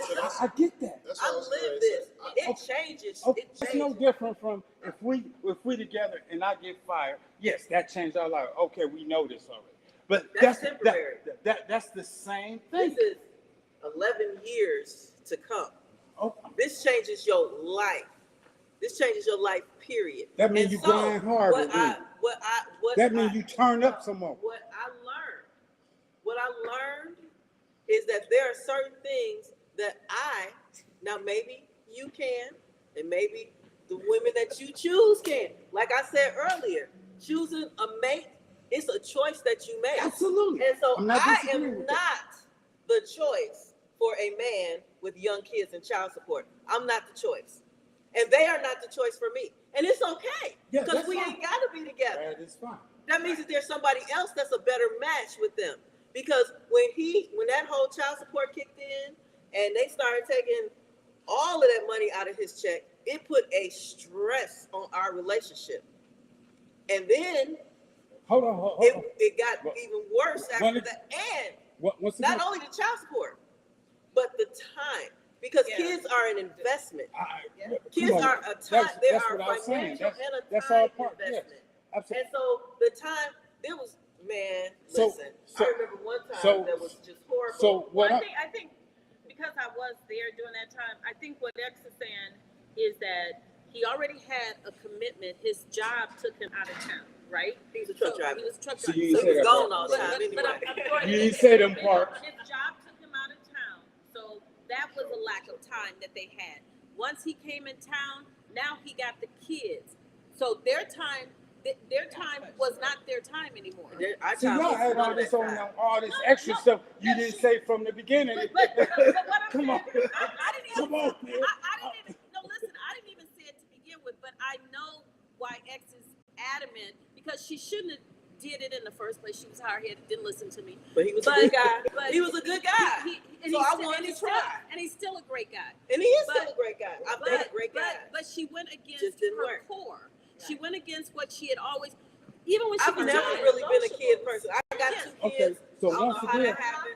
I do kind of once know how again, it happened. that comes down to in the beginning when you lay everything on the table, like, hey, this is what it is. This is what's going on. This is this And is she what should have made a different choice, but she didn't. It was part of her journey. But he was a good guy. He was a good guy. I So love my him, question to but- you personally, because that was your choice. But it taught her to stick with her It choices taught now. me to stick Like with stick with her Yep. choices. Don't go against it because that wasn't a really great situation. It really wasn't, and I'm taking up for her because I was there. I still got the same question. I don't care what you say. You know, I'm with it. Come on. You can bring it all on. Come on. My question is, how and why did that affect how you looked and viewed and dealt with that man? Because at the end of the day, you knew this ahead of time. So that's no different from if you know this person is a compulsive liar. Why would you ask them a question? Who the fool you with them? Okay then. So the same thing, different scenario, but it's the same thing. You knew this. So how when things start happening, you're like, oh no, hell no, I ain't gonna deal with that. Okay, so let me tell you. But So you knew this from the jump. I thought she said she ain't. She knew. That's what she said. Let me ask you a question. Go ahead. So I knew he had kids, and like I said, he was a good father, and he was handling the kids. Okay, child support is a whole different animal. Yeah. I don't know if you're familiar with it or not. No. But I'm familiar with it. Not at all. And he's familiar with it. At all times. Child support is a whole different animal. So child support come at you, and they will take a whole lot. They really don't care. 17%. I know it. Yeah, They will take a right. whole They'll lot. take more than 17%, Yes, they will. depending on the income. Yes, That's where it started. they will. And so he's a 17. truck Yes, driver, sir. and so they will come at you, and they garnish your wages. They take your money before you Yes. get your money. Absolutely. Okay, and so we have a household.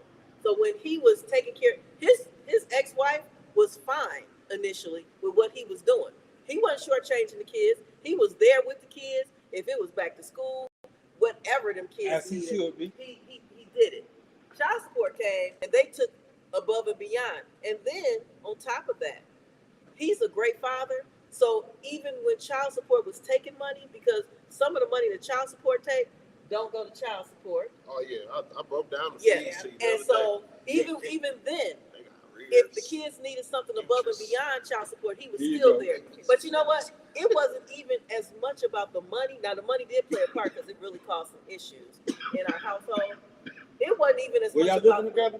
Yeah, we were. Okay. It wasn't even as much about the money as it was about the time. Because again, like she said, he was a truck driver. He was an over-the-road truck driver. He was home on the weekends most of the time, but he loved his kids. Right. And so when he was home, he wanted to see his kids. Mhm. So we had the kids every weekend.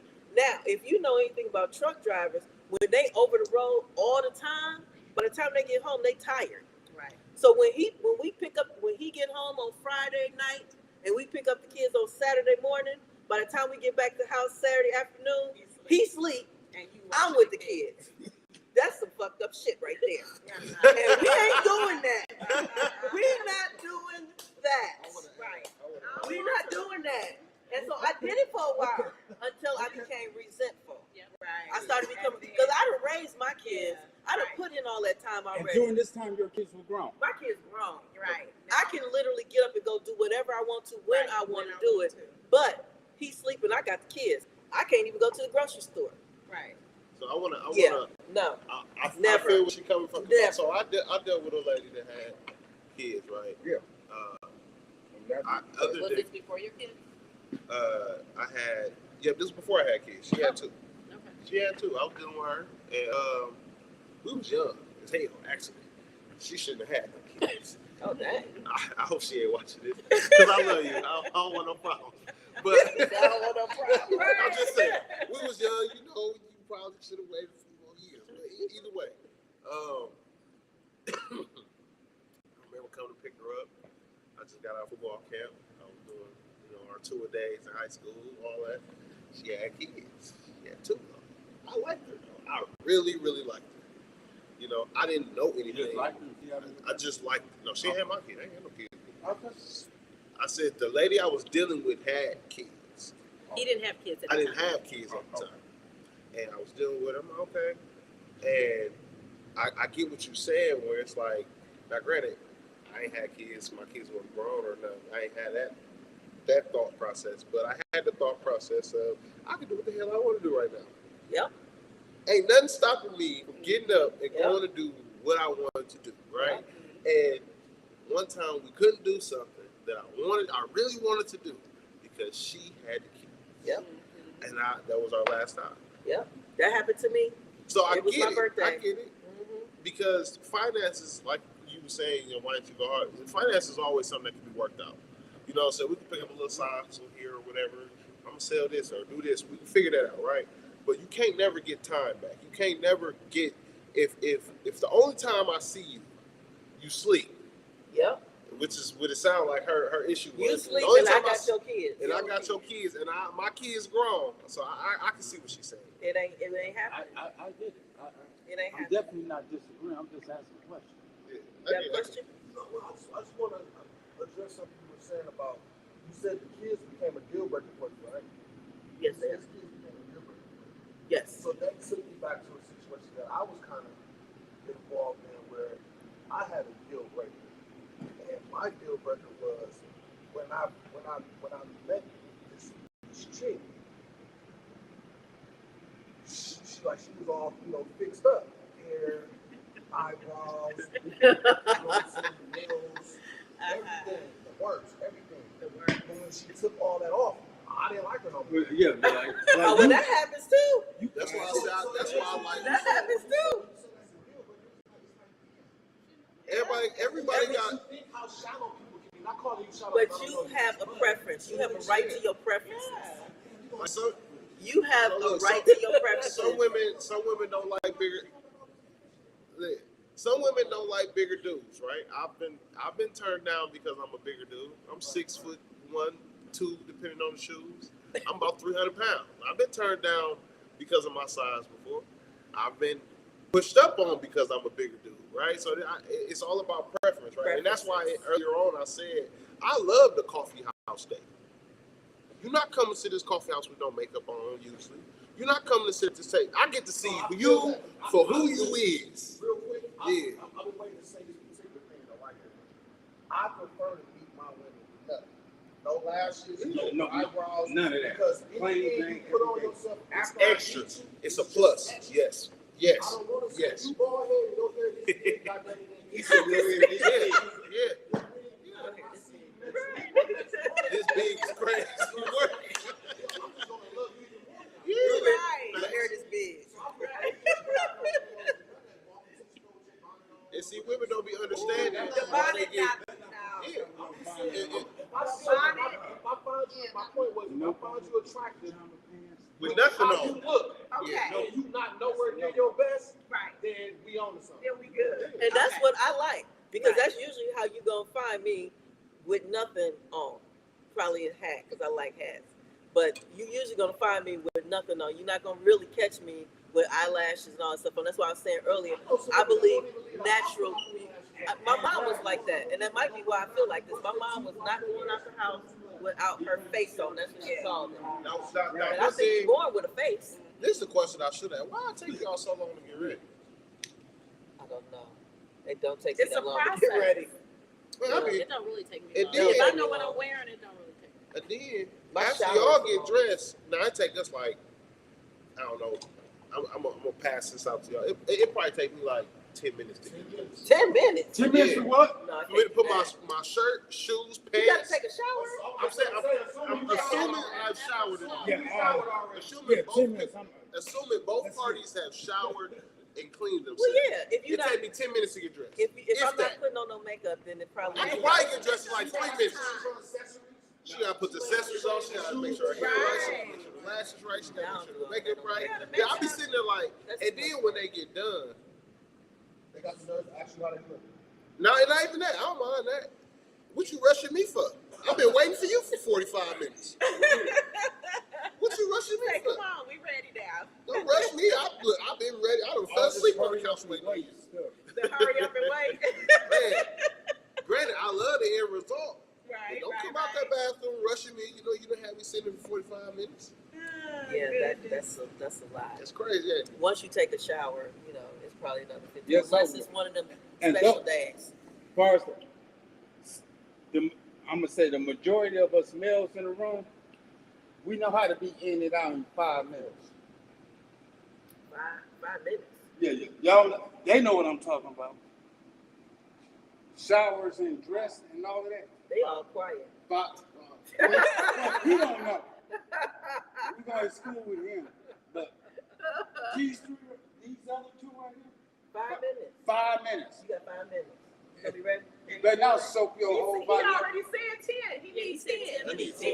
I'm a big boy. I don't know if you realize how big. I'm 300 pounds. I need at least 10 minutes. That's 5 minutes shower, 5 to get dressed. I got one last For real. for all the At least 11. Give me 2 minutes to get dressed. Okay. For all the ladies to this question. Okay. All right. How do you feel about men that take baths? I don't feel the way about it. Man, I'm feeling like some candles and Right. Can I incense. get in? Can I get in with you? I'm thinking the whole mode. I just don't see the point. What? As soon as you have a shower. Yeah. So Right after that, I just want to get in the shower, clean myself, and get out. I don't want to sit and soak in the tub.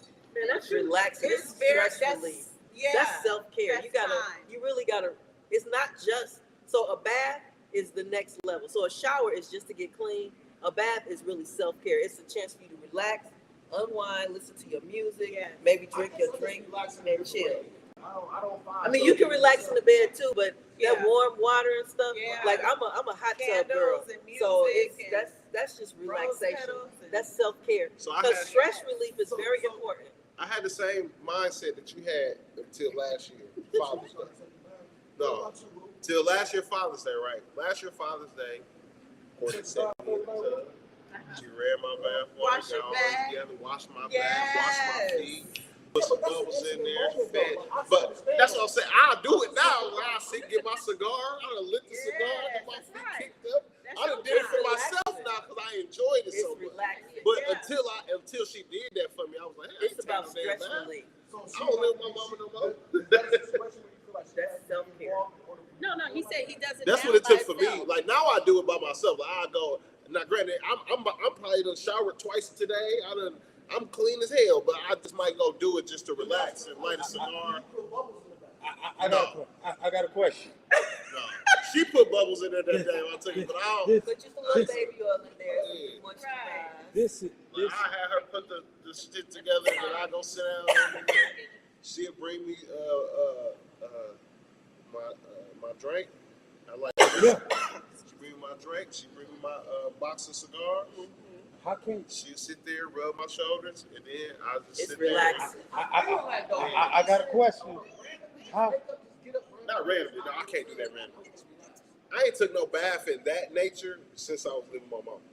But I'm saying on the strip that it's just you and your lady, man. That's Yeah. always acceptable. Yeah, I'm saying, not saying that you just get randomly in the tub. I'm just trying to understand it because for me, So the thing about the bath, is it about being, like, do you feel like it's a more feminine thing to do? no, I'm just trying to understand. I understand why women do it. Women do it because it's a whole ambience for them. It's like trying to Don't you light guys out- have a lot of stress too? Huh? Don't you have a I lot of do. stress? Like, my stress reliever is fishing. The same thing. What you would do for a bath is what I would do for fishing. It's the same thing for me. I just don't see the point in sitting in the tub with candles, looking at the walls. Well, you ain't gotta put candles, but turn on your music and get your drink, and it will be very relaxing. So she introduced me to how you say aromatherapy. So like she do like the aromatherapy. Yes. She'll sit me down, give me a facial, do aromatherapy. She gave me a manicure. You know what I'm saying? I'm spoiled. I'm very spoiled. I'm spoiled. I get treated like king at home.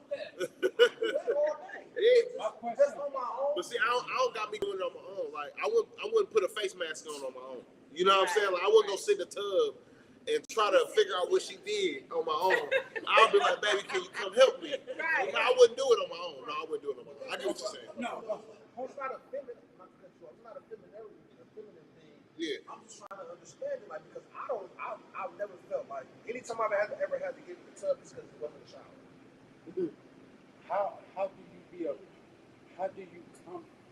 How do you come from something and that not be a part of you? As far as just clarity. Where you come from? My mom. Okay, then. So how does parts of her mentally that you never really even thought about? Yeah. I mean, of course, I think we all carry traits genetically of both parents. Whether the parent was present or not. With self-care, yeah, which you were speaking about earlier, yeah. How does that not be a part of you? How you be a part of something that you came from? So my mama was a bath taker, right? We had shower, bath taker. You know what I'm saying? It was a moment in time where we didn't have, a shower, so I was taking baths too. But usually my mama took baths, right? But my mama, like I said, my mama would set it up a certain way. She got the bubbles going, she got the candles going, she got all the stuff Courtney do for me now, and I sit and I take it and enjoy it now. I don't know how to do this on my own. You know what I'm saying? I don't know what candles to get. I don't know what oil and all this to make it feel. I don't know how to set the mood the way she set the mood. Right? I would be the one to say I do that. I don't do it on the regular, on the daily. Yeah. But what I am saying is, at times, there are times where, like, you know what? I took a bath. I took a shower for 19 days straight. I'm finna take a bath and chill out. And I'm knowing that tomorrow is a light day. I'm finna go chill. I think as long as you step out that all shower. my essentials around me, Yeah. so I ain't got to get up or call nobody for nothing.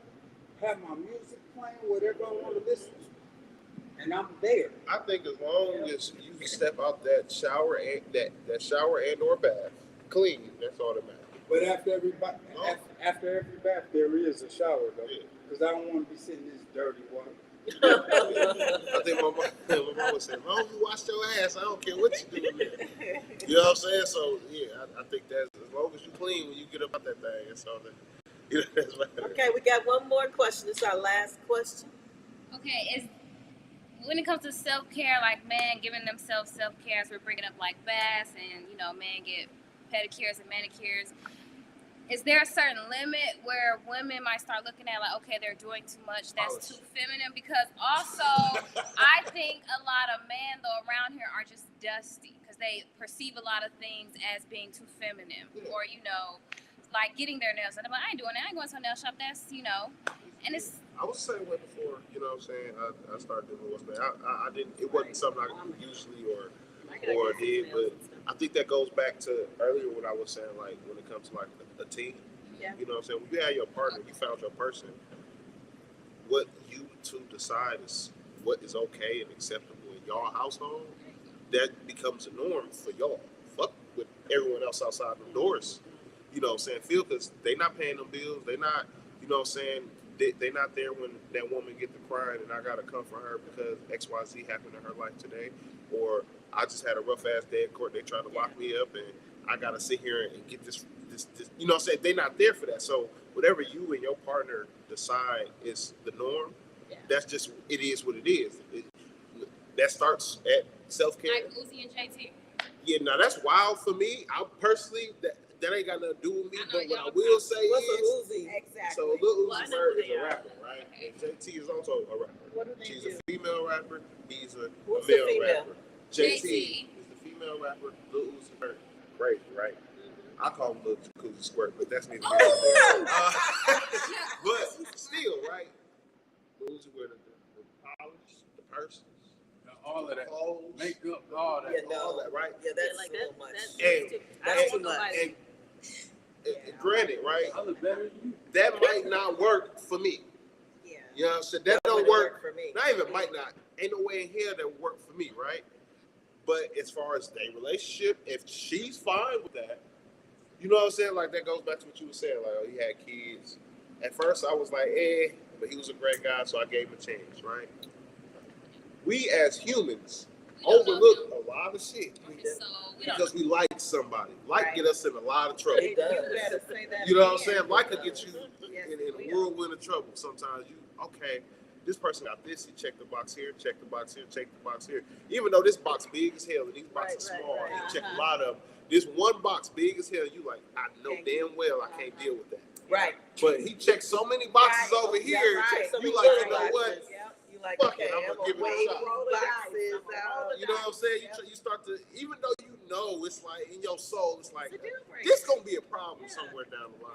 And then you become resentful. Yeah, they Yeah. turn them red flags. What they say, them red flags look like Six Flags. And you Yes. just go for the ride until Yeah. the ride end, and it just be like that sometimes. And then you get to a certain age in life where you recognize the red flags and you be like, oh well, I can't do it. can't do it. You don't even entertain You was this the close. possibility. Yeah. You was this Yeah. You don't close. even entertain the possibility. Yeah. So Trinity, But just for what's that limit? Individuals. that's where I was getting ready to tell her what my limits are when it comes to that. If you're taking longer than I am in the bathroom, we have a problem. Yeah. He's established that we Yeah. can take a little while. Y'all don't take that long. No, Y'all like I really said, don't give me take 10, that 15 long. minutes. No I'm ready to makeup. go. Y'all just Hair said it dude. take 5 minutes and y'all in and out. Now it depends if 10 minutes over said here. that. if I got to shave. Now I know that takes If I got to time. shave, this is a different conversation. Right. Yeah. But For real. every day you I shaved before I came. you here. in the It took me a little bathroom bit. with me and But I we was we like, both like yo, no, cut it out. Yeah, I feel that. Cut it out. But you know what? So to me, I know this is weird. I'm just telling some personal stuff, but we about to wrap it up right now. So for me, for men and the whole shaving thing, I think shaving is so sexy. It is. I love to stand there at the door and watch you shave. I'm actually getting a little roused right now thinking about the last time I watched Get ready that. to That is wrap like it. Let's the get ready to sexiest wrap it up. thing ever. I Thank you love for that. joining I us will for stand Girl right Talk there and watch you shave the whole time. Plus like, One. ooh, It was baby, great. come We on. appreciate you because Xavier's had too much to drink Oh, look at tonight. that. So yeah, we're about to wrap it up. All right, so we're going to wrap it up. Thank you so much for listening to Let's Talk About It with Xavia Fox. This has been Girl Talk Plus One, our plus one right there. He's been a great plus one. So tune in on Saturday, June 22nd for our live stream. We'll be in Chicago with Inyatu Marvel talking about relationships from a man's point of view, and Khalid Scott, relationship reflections with a marriage counselor. That is June 22nd. We'll be in Chicago. Make sure you tune in to the live stream. And until then, catch us on Facebook Live, Spotify, Facebook. I said Facebook, Instagram, and YouTube. All of those things. You see it on the thing behind us right there. All right, check us out. We'll see you next month.